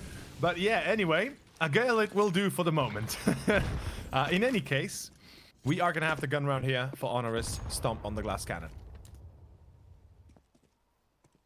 A risky one as well when we see Stomp taking that massive investment without the Kevlar. There we go, pays off for at least the first. Letney caught out in the close corner. Nice entry into the hands of Honoris. They need to make a round out of this, though. They cannot allow Contact, not just up to 13, but 14 as well would be on the horizon with the current scenario. Drop towards outside. Otto did unscope at just the wrong time there. Flashbang will come. Allows him for the peak, most likely. Esperanto gets away with 1. They've already snuck right up to the smoke, though not yet visible, however. Oh, the angle that he's playing right now surely has been heard on the drop. No, Neo spotted. Neo, there we go. The information. Otto grabs 2. Otto. Both of them playing ring around the rosy there, and it paid off for Otto. Ships on ramp does get taken down by Prism, however. This now is still up for debate. Emmy playing a nice little off angle should not be expected. Of course, it will not. That does leave Stomp isolated. A 1 versus 2 to come. 23 seconds on the clock here, and seems like Contact might just have round number 13 already secured here. The bomb plant not looking likely in the current situation. It feels like it, doesn't it? And with Stomp currently at least making it onto a site, he's going to have a chance to win this yet still, but the 1-on-2 with a glass cannon in his hands, he couldn't be more dangerous, you know, as they say, a wounded animal or an animal that is in the corner and or being cornered. He's usually fighting back for its very life. And right now, Stomp, he's doing exactly that. Oh, the reach around. He's going to try and play them like a fiddle. He planted on the other side, though. That could be an issue. There's a kit available to Esperanto. Tries the no-scope. Can't do it, though. And that is... Whew. That is how it's going to be. As we have ourselves the 13th for Contact regardless. And as much as Stomp tried, he has tried and failed, unfortunately. This double here by Otto was really instrumental in picking up the round itself for Contact. Yeah, if outside control was lost, they would have had that B bomb site open. So doing a great job there, and we can see now what it does to the side of Honoris. Round will force them to play a little bit quicker. The Molotov down, the damage inflicted early as Emmy and Esperanto on the crossfire. Good little triple, make it 4 as well. Stomp last man alive and a simple shutdown round number 14. All but confirmed here. 13 make it into 1 extra Honoris. They've pretty much got 1 final buy round. If they lose it, Contact will pretty much guarantee that they will be going on to face Simon in the rematch in the final best of 3 of the night. Certainly looks like it, doesn't it? And Simon, at this point, I think they're also going to be breathing a little bit easier, at least with the fact that, you know, they know they're facing an enemy they already know. They've already faced once before today. So they have somewhat of an expectation to be going into this. But in any case, this is the last chance. Honoris, this is it. Lads, it's been fun, it's been nice, it's been good, but it's all or nothing here. Stomp on the op, the rest with what they can afford. AKs, a little bit of utility here and there. It's time to wake up the beast. And as we said, the monster that was Train apparently for Honoris. And yeah, there we go. Stomp, good start. Auto out. And as I was saying, Train, right? Polish map. Somehow, you know, there has to be some story behind that. Well, we'll get to that in a moment. Esperanto out of main, super aggressive. Letney, does he go out window through the smoke? Because I'd love to see that. Although Neo's already passed his edge. And unfortunately for Letney, Reiko is ready. And, well, it seems like Honoris will be given this one. Yeah, at least one to add to the tally, perhaps. He is going to be sneaking his way in toward lobby, but still so far in a 4-on-2. This is definitely a debate, especially if Emmy can land this frag. Prism extending just to check the corner. Not a lot to be garnered up to now, but there we go. Emmy does find the kill onto Prism. This makes it at least a little bit more doable. They will try and pincer in toward this A bomb site. We will see what they can muster up. 40 seconds on the clock. Ships coming in through the secret push. The timing. Ooh, the peek. So careful. Emmy does spot out one as well. Raiko able to find it still. Neo tagged here down to a 1-on-2. It's definitely still doable. And with the way that Ships is playing it, does swap to a rifle. They know, though. They know. They've seen him in secret, I can guarantee you that. And yeah, Neo will be watching the smoke. 6-14. Honoris, as much as it looked like they'll be taking an easy round, it's still a very, very tough one in the